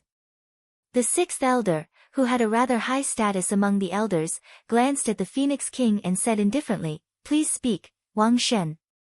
Be careful, my ass. Don't you forget your status, humph. You actually dare to force me to do something I don't like, you guys are really bold. Just you wait, I won't let you off when I'm better." When the Phoenix King heard this, he roared in anger. When the sixth elder heard this, he sighed helplessly. Then, he glanced at the Phoenix King with a sympathetic look and said, "King, you must apologize to us elders for your words and report your mistake to the entire clan.